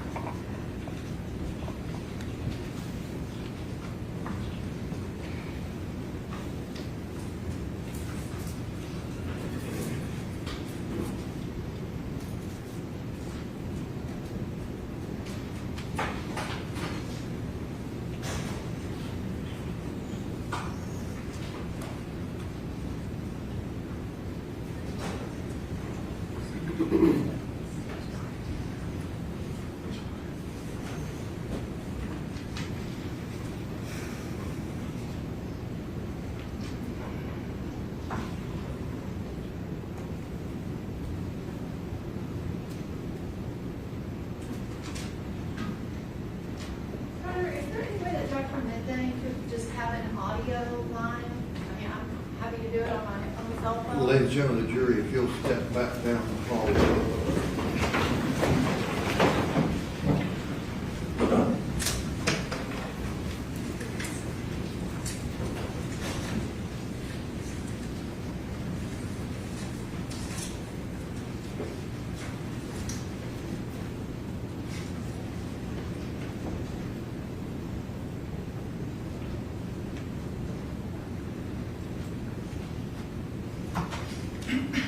I don't know of any way to do a Zoom link and do additionally what we're talking about doing in this trial. Is she somewhere that she could relocate or get better internet service? She said she tried it on Wi-Fi and also her cell phone. She was in the car driving and drove to a location so that she could do this. She said if she could just be on a phone line so she can hear what is said, that would be sufficient. Is that a possibility?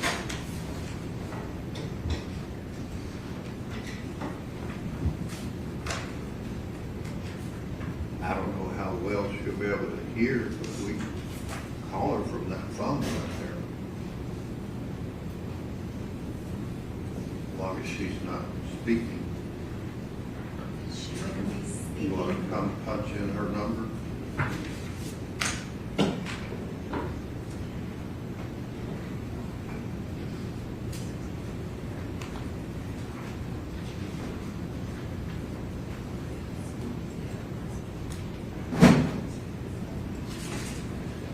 Yeah, hit speaker.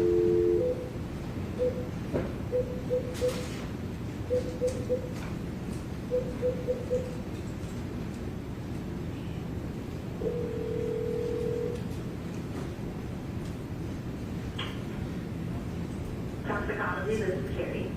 Dr. Smith, this is Dean Norman. Can you hear me? I can, yes. So I have you on the phone at the court. Okay. Can we ask the witness to say something to see if she can hear? Can you hear me, doctor? Yes, I can. It's a little difficult, but I can hear you. Okay, can you turn the volume up on all the mics?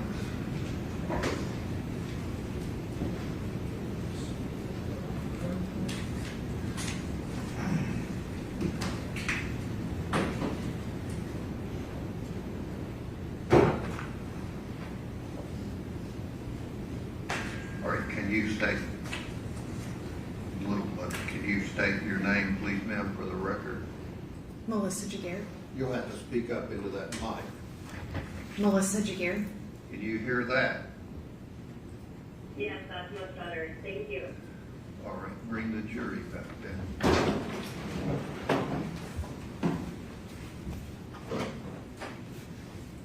Judge, Dr. Mendon couldn't hear the report number. Can we just let her know that we're talking about 23126 231 26889. 26889. Okay.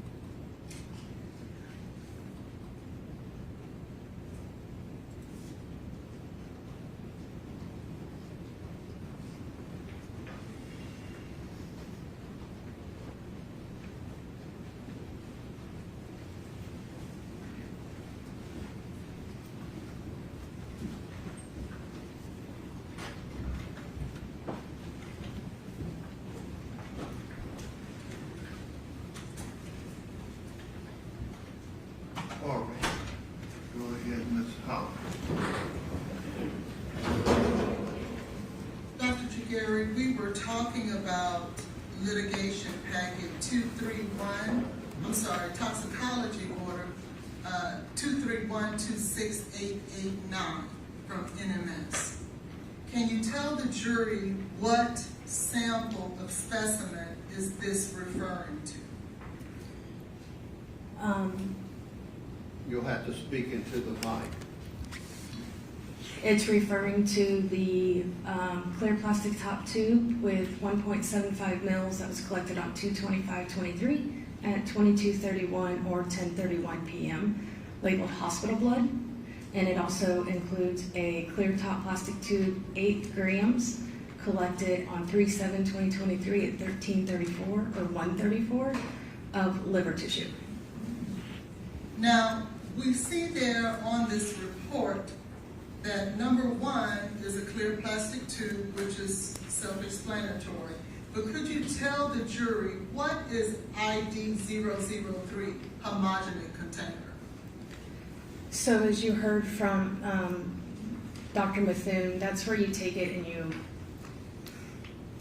blend it essentially and make it so you can, in analytical chemistry, you have a thing, it's called an Eppendorf pipette, and you have to draw up a specific certain amount for the test to be accurate and based on validation.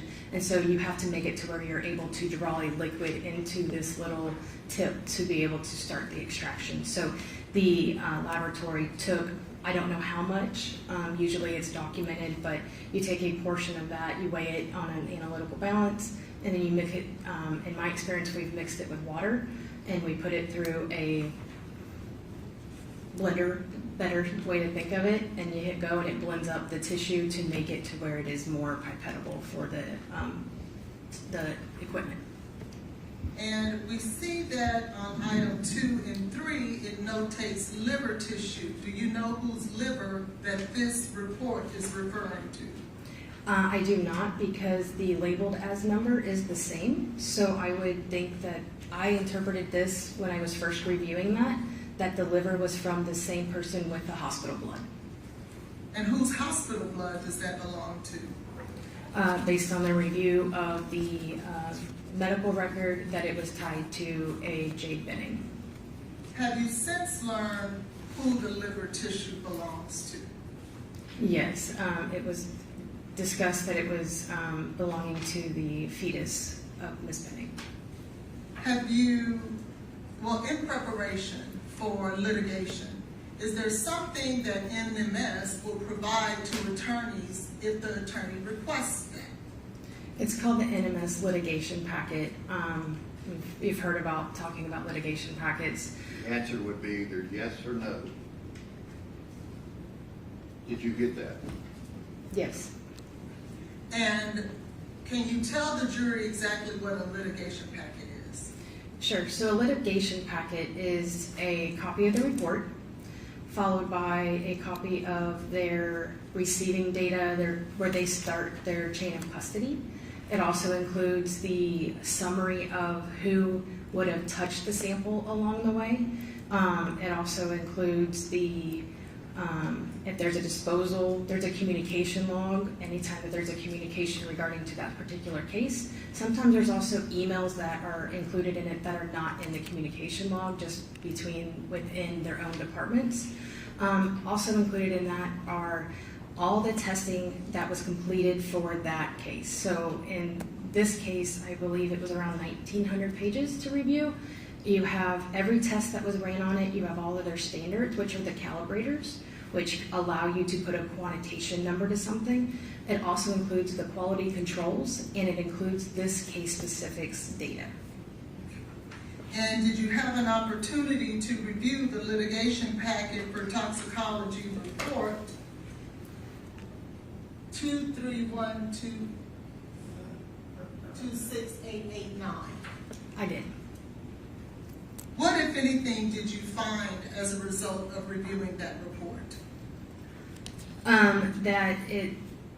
Looking at the, and I don't have it up here, I didn't bring all of it, but the request was signed to be relinquished from the medical examiner's office on 3/31.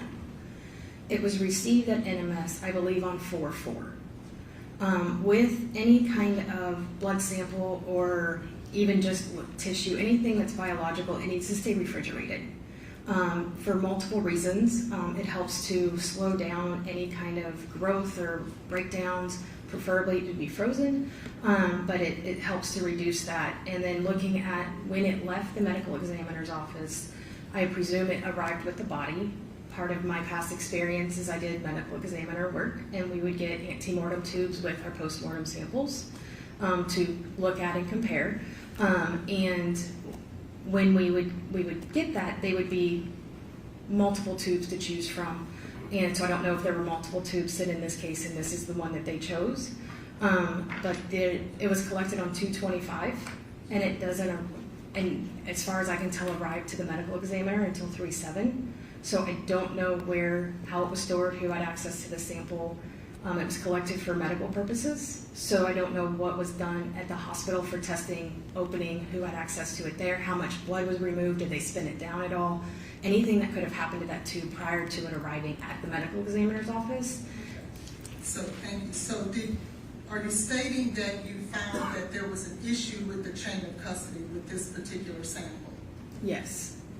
And the medical records also state that they couldn't identify a chain of custody, which is why they contacted the PD to have the PD come draw their sample to establish a chain of custody. And that was after the sample.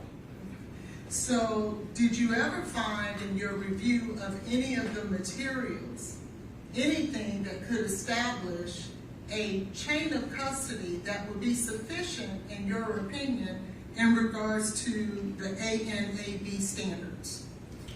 The laboratory maintained a chain of custody, and that's where the chain of custody started.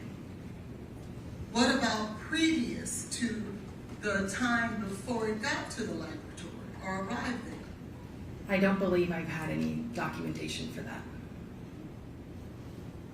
Was there anything else that you noticed about this laboratory report that you found issue with?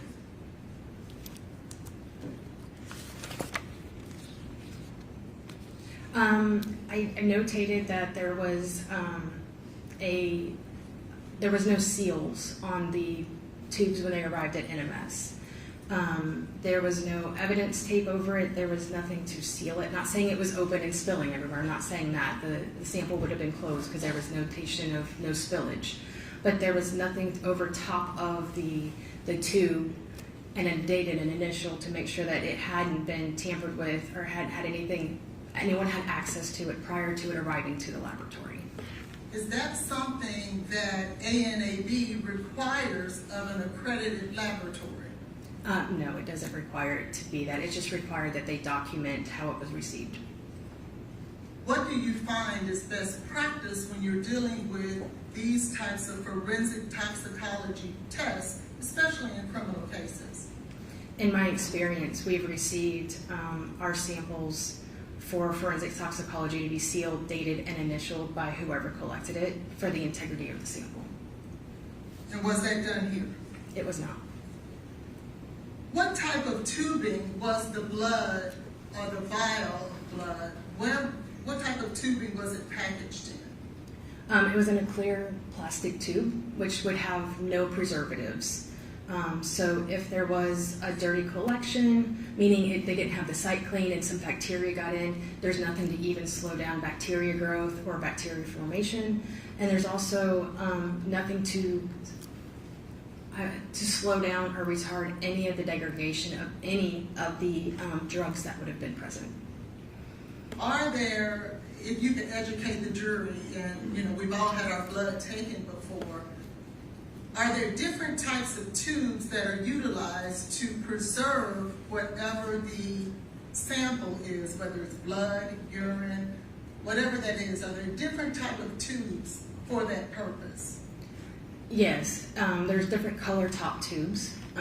Ones that I'm familiar with from working in the laboratory, we saw tiger top, we saw blue top, purple top, and those are all unique to the medical field of what they're looking for to test. So each of those have a different preservative in them depending on what the medical need is out of that sample. The most common one used in forensic toxicology is the gray top tube because it has potassium fluoride or potassium oxalate and sodium fluoride, and both of those help to slow down or retard the formation of bacteria, as well as help to preserve the blood specimen as best that it can. Now, was this sample actually preserved with the proper tubing? Not for forensic testing. So, did you find that as a result of the issues, well, let me ask you this, were there any other issues that you found with this particular vial of blood?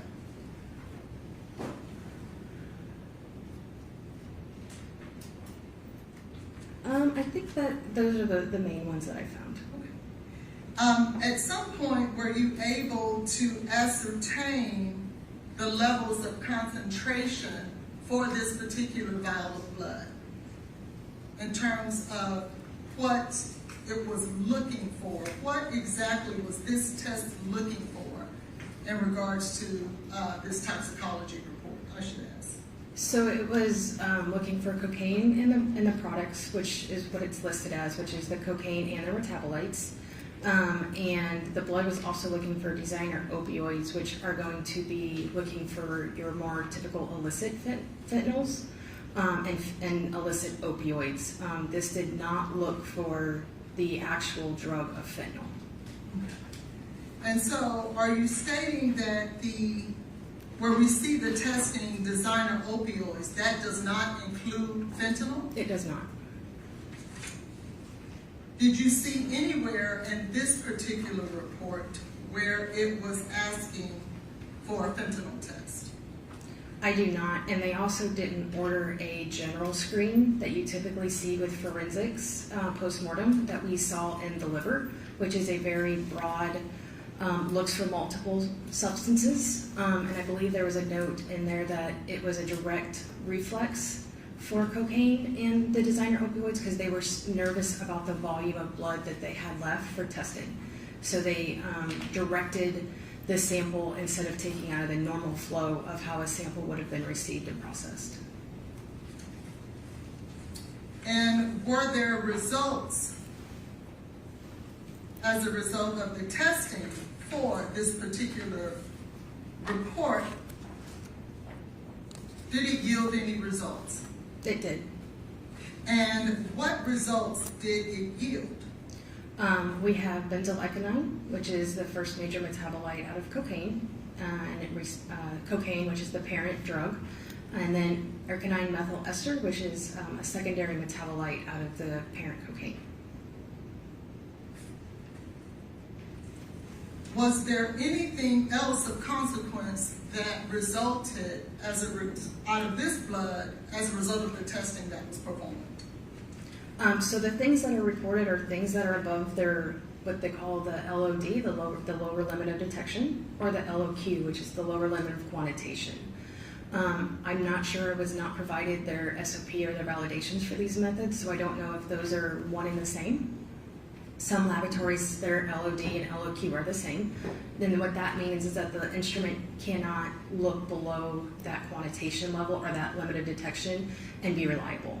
And so I don't know if that included that, but in my review of the data, I actually did find that there was some of the metabolites that were present that were just not above the reporting limit, so it wasn't reported, but there was presence of an indication of in the data.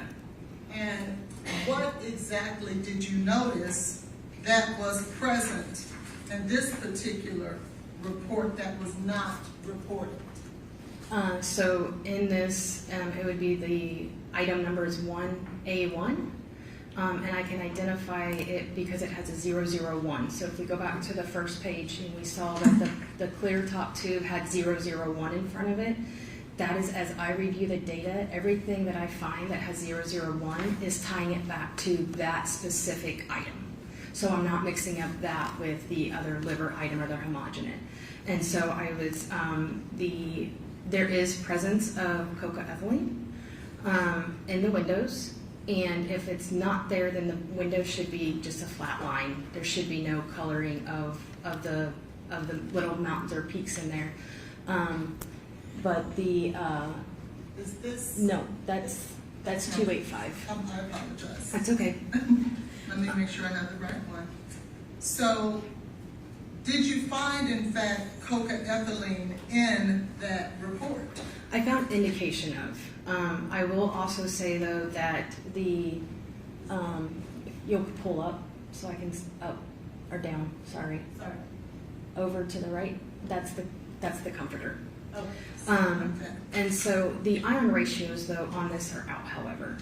And what that is important to also note that even though it is in the window, the ion ratio is out. So it was below the reporting limit, and it had another criteria that was also out for the reporting limits. But this was a very low sample, and it was very, I don't know what all had happened to it prior to, so if we would have had a full sample, I don't know if those ratios would have been able to be in, because I would have had the full sample instead of having stuff removed, because I don't know what the hospital took, and I don't know what the hospital did to that tube prior to it being there. Okay. And so did you in fact find a notation or an indication, if you will, of coca-ethylene? Yes, it is present in both windows of the, there's a transition, you have a main transition and you have a second transition, and it looks at, for lack of better understanding, you have my water bottle as one transition, and you have this cup as a second transition. You look at this ratio of the height between the two, and that's what it's talking about the ion ratio.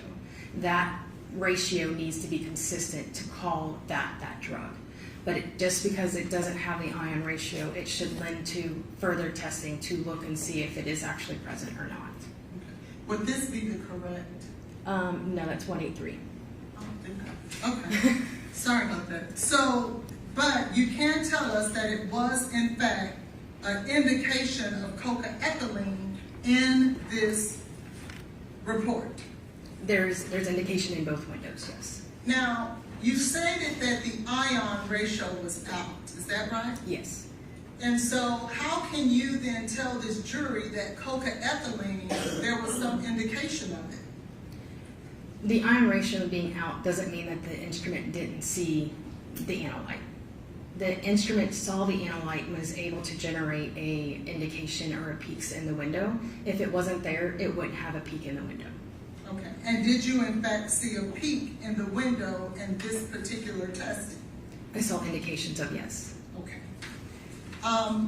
What does that tell you in regard to whether or not coca-ethylene was present in the blood of Ms. Jade Bennett? As I said, it would just draw me to do further testing. With the ion ratios being out and below the reportable limit, it would definitely cause me to run the test again, see if we can do, you can do microing, you can pull it down and reconstitute it and make it at a stronger concentration, and then rerun it and see if we would be able to obtain a value or not, to prove if it was there or not.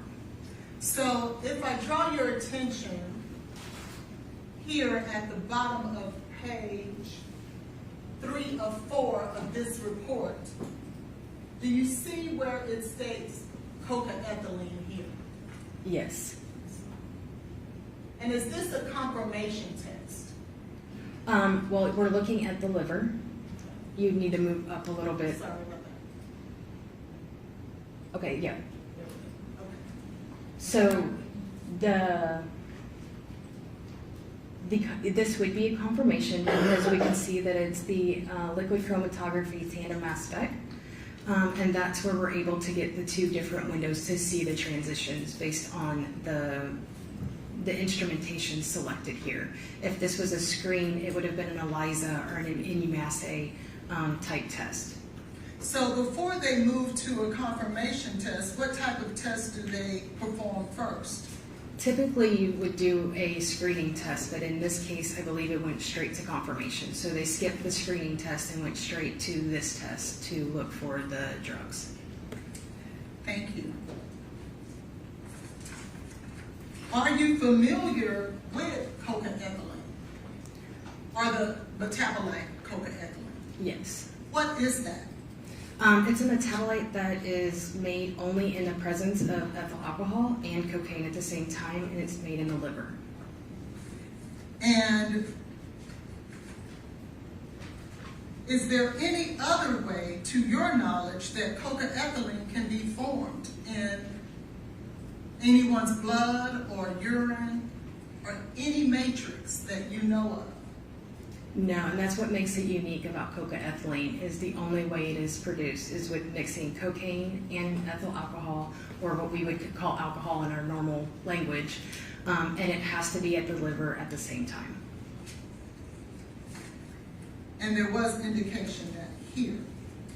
Yes. Did you find that there were indications, and just so that we're clear, at what time was the blood sample taken for toxicology report number 231-26889? 2/25/23/22/31 military time, or 10:31 p.m. And did you have an opportunity to review the medical records in this case? I did.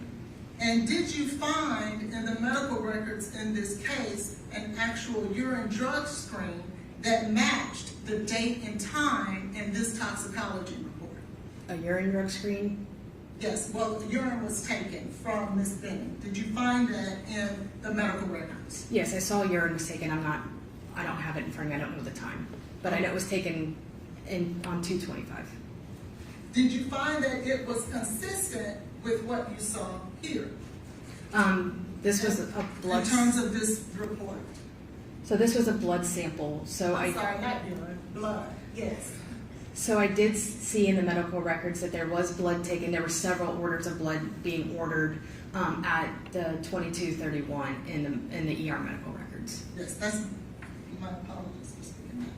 Now let's go now. You were talking earlier that I had showed you the comforter. Do you remember that? Yes, ma'am.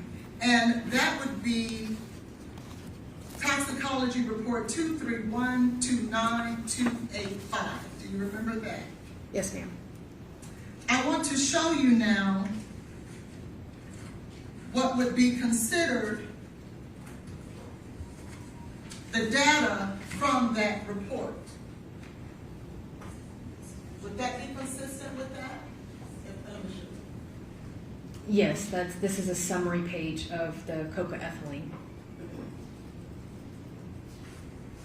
And the comforter in this case, would that be the comforter that was recovered from Ms. Jade Benning's home? According to the documentation provided in the literature packet, yes. And did you learn that on that comforter that Ms. Benning had vomited on that comforter, according to what was told in the facts of this case? Yes. And as a result of that, did NMS perform testing on that vomit? Yes. And is this a result of the testing that was performed on that vomit? It's one of them. And did they find in that vomit cocaethylene or indication thereof? So yes, if I can, just to help the jury to see what you're looking at besides just a bunch of numbers. Sorry, switch the other way. This Sorry. way? Yes. Okay. If you look at line item number 43 and 44, and Of the jury here. what I'm looking at to identify this is the 007 number, and if you would show the cover page so that the jury can see where that Yes. number comes from. You can go ahead, Molly. Okay, so they extracted at the same time controls. So the low control is labeled 003. The case blank, so that would have been based on documentation. It was taken from an area completely away from where the vomit stain was, but of the same material in which they were extracting for this case to look at the vomit, and that was listed as 004. And then you have a high control, and that's listed as 005. And then they have a lab blank. So they took another piece of fabric or something from a case unrelated completely to this case and extracted it in the same manner. And that was listed as 006. And then 007 is the case sample. So that would be where the vomit would be taken from the stain of where the vomit is to believed. And so that is how I then correlate looking at the data where we see the 007 1G1. The 1G1, all that is showing is the extraction vial that had been labeled so they can go back to their reports and such. And then the 1+99 is the 100 times dilution. And then the one below it, the 1+9, is the ×10 dilution from the original extracted liquid that they pulled off of a material. And then if you look under where it says nanograms per mil, where you see the 2.8, 2.6, we see that there's actually some values there. And if we scroll all the way to the far right, this one actually has the ion ratios in. And if we at the top, it'll say ion ratios out. Yes means that they're out, and then if it says no, it means that they're in. So do you see that there? yes. So if we down a little bit, up, and then we want to look at the 1.9. Let me scroll. Yes, there we go. You can just see all the no's on the side. Okay. So And you said the 1.9? the 1+9, so vial item 43, go up a little bit. Up. So the 05 is showing you that high calibrator. So they ran a calibrator at the same time as they ran the case sample to make sure that their calibrator is still reporting and responding the way they intended it to respond when they did the original extraction at the very beginning. So that's just the checks and balance for them. Okay.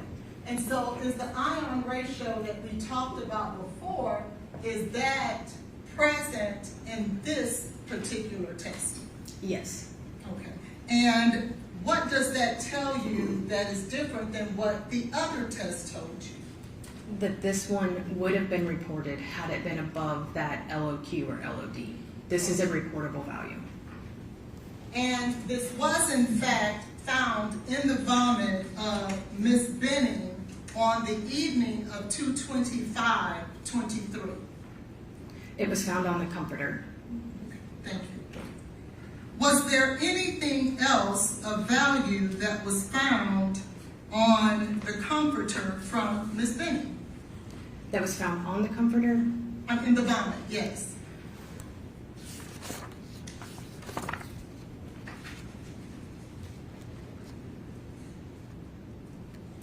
No, I think that was it. That it was there, but it's below the reportable limit, and so it wasn't reported.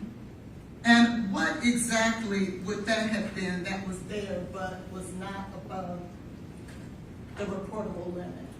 And that would the fentanyl as well. And so is this the? You look here at the number here. Yeah. So 007, so that indicates us that that is the case sample. We're not looking at a blank, we're not looking at a QC.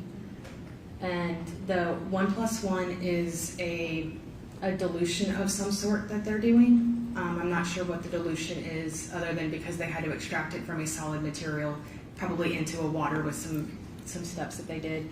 And then if you see the two windows on the top where it says fentanyl quant, the two on the left is the deuterated internal standard. So that is something that was put there to know that the instrument is responding correctly and is doing what it's supposed to.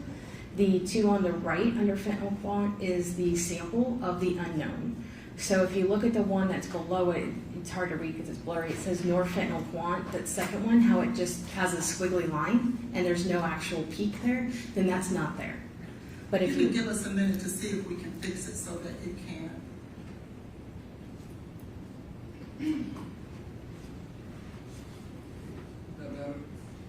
Yes. But you just need to see that those peaks are there. That's what the indication is. If it's not there and it's not indicated, then you would have what you look like there at the norfentanyl. You have to have both transitions for it to say that it is an indication that there is something there. Okay. And so did you find that there was an indication of fentanyl in the vomit of Ms. Benny? Yes, and I believe the concentration was very low. Now, speaking of concentration, as a result of the type of testing that was performed on the vomit, are you able to quantify that vomit? No. And why is that? The method that was used was a detective method, so you can't have the validation that needs to go through to do any kind of method extraction and method development for the instrument. It's a two-part, but they kind of go into one. A validation is at least 16 experiments. It looks at precision, it looks at bias, it looks at extraction, recovery, and all of that has to go into how they are able to report at the end of the day based on the reliability and such of the sample. And so if you have a qualitative assay, it is just that. It's present or it's not. You cannot assert any kind of number to it. And in this particular case, you really can't because the curve failed. Meaning you can't take, a curve is created with known concentrations to make a linear line. I like to kind of help you guys have an idea. If you remember, have kiddos that have elementary school and you were given an X and Y and you had two of them you had to find and you had to count across on your X and up to the Y or either way to find it. Think of that line as the calibration curve, and then the unknown is that X or Y that you're trying to track over to it. So if that curve is not successful and does not pass, then anything on that cannot be reliable. And so then you switch it to qualitative, and qualitative is just there. Quantitative is a number. And so it's present or it's not. You cannot put any kind of faith into the numbers that are produced from that report. And so are you telling the jury that when it comes to the vomit, there was on Ms. Benning's comforter, that there was in fact an indication of fentanyl, and there was in fact an indication of cocaethylene? Quantitatively, yes. Now, the blood that was taken, as we were discussing previously, in regards to the litigation report 231268889, I asked you whether or not there was a corresponding date and time of blood collection for Ms. Benning. Do you remember that? Yes, ma'am. And that was in fact at the hospital for 225 at 2231. Is that correct? Yes, ma'am. Did you have an opportunity to look in the medical records to determine whether or not Ms. Benning had been given fentanyl at the hospital prior to that time?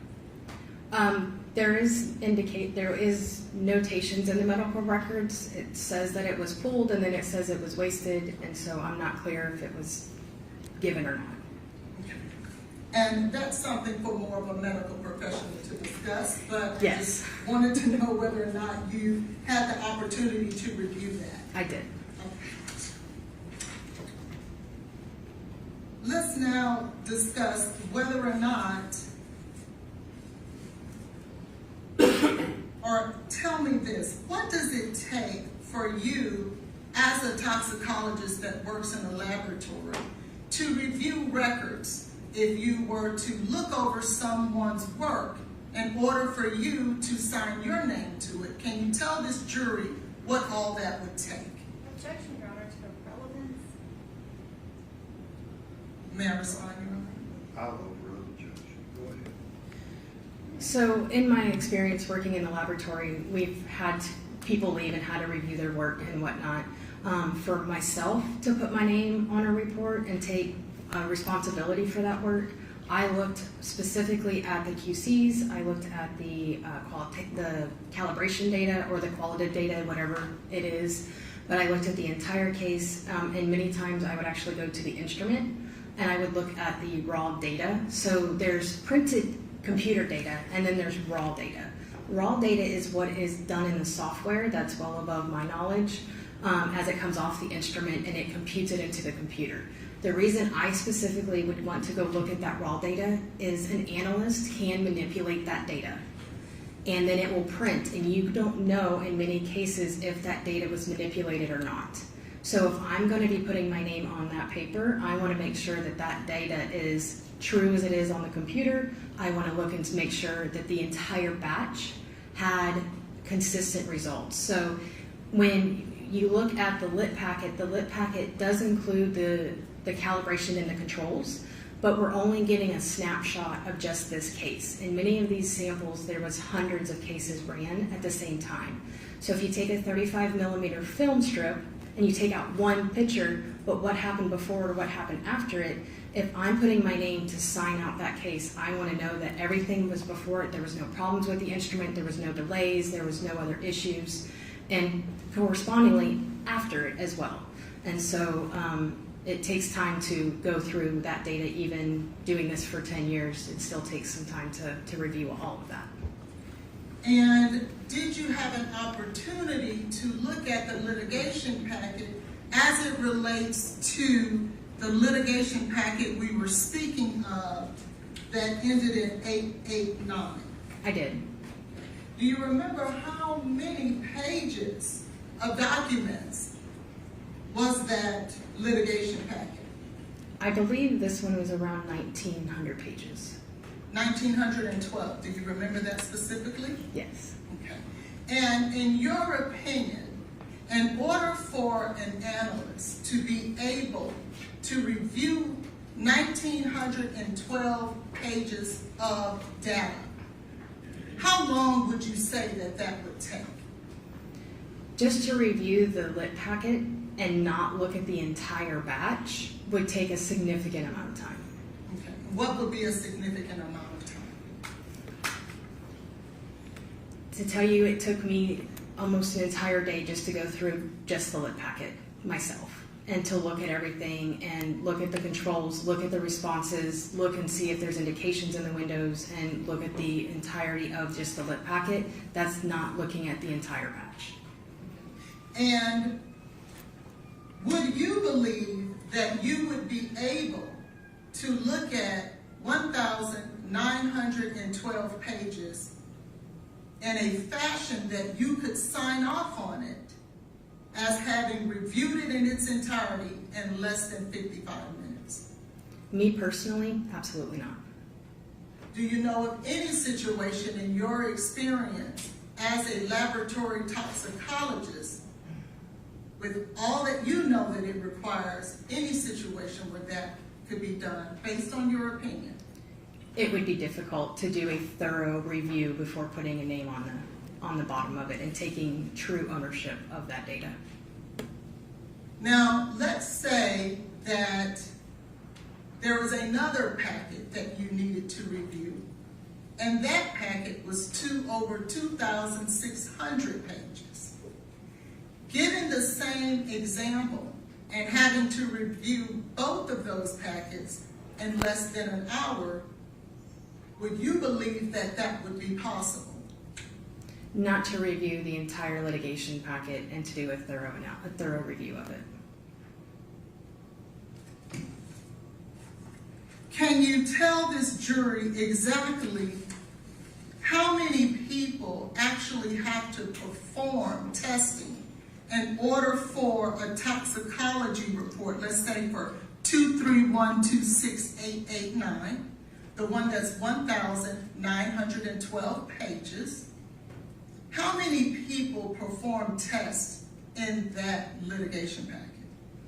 For NMS specifically, because every laboratory is different, NMS specifically, there was, I believe, 4 to 5 people who handled something in the preparatory of that sample. So from my understanding, I don't work at NMS, but from doing review and talking to colleagues that work there, it starts off with one person who receives the package, and then it goes to another person who does an aliquot. So it's a big science word. An aliquot is a sample of the whole. So if you think of a piece of pie and you take your slice of pie out, you've taken an aliquot of pie.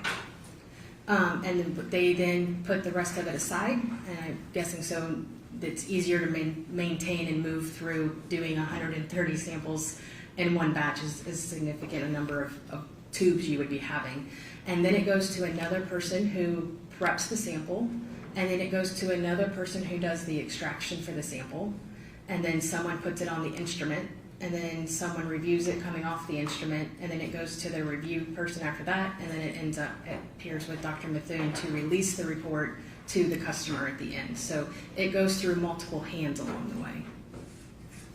I want to show you an example of both of those packets that I just discussed with you about the review of those packets. Can you see these packets here, or do I need to move them over there? I can see them. Okay.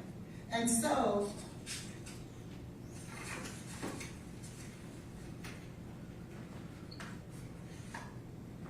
this is the data that is compiled in 2 of those packets. In your professional opinion, Dr. Jaguari, can you review adequately everything that you explained? All those individuals who had to run through this testing and perform some of the data that goes along in here. And I'd like to just show the jury and orient them to some of the data that you must review. Objection, Your Honor, this witness cannot authenticate data, and I object. I'm not asking her to authenticate it.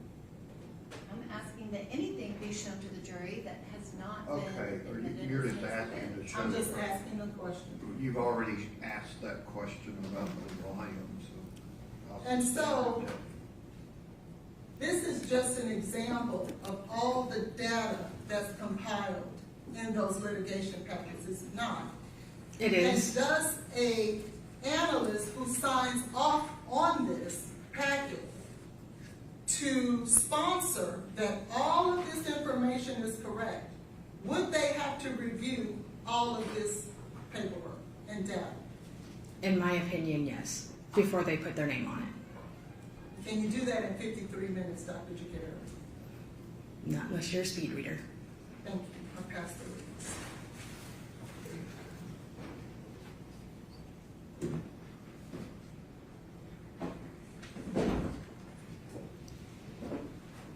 Questions from the state?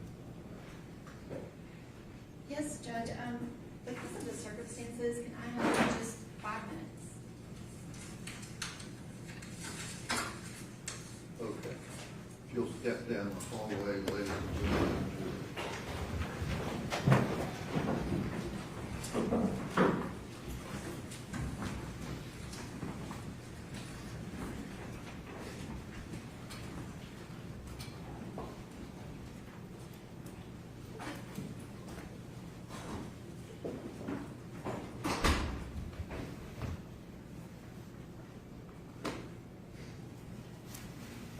You're wanting General Norman just to speak with Linda? Yes, Your Honor. And is that going to be the case, or is she going to need to listen to Dr. Mario Bartolome, Dr. Kelly Larkin, and Dr. Lindsay.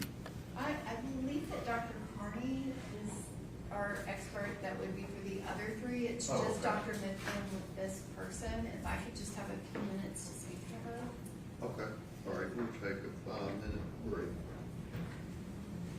I guess hang her up there.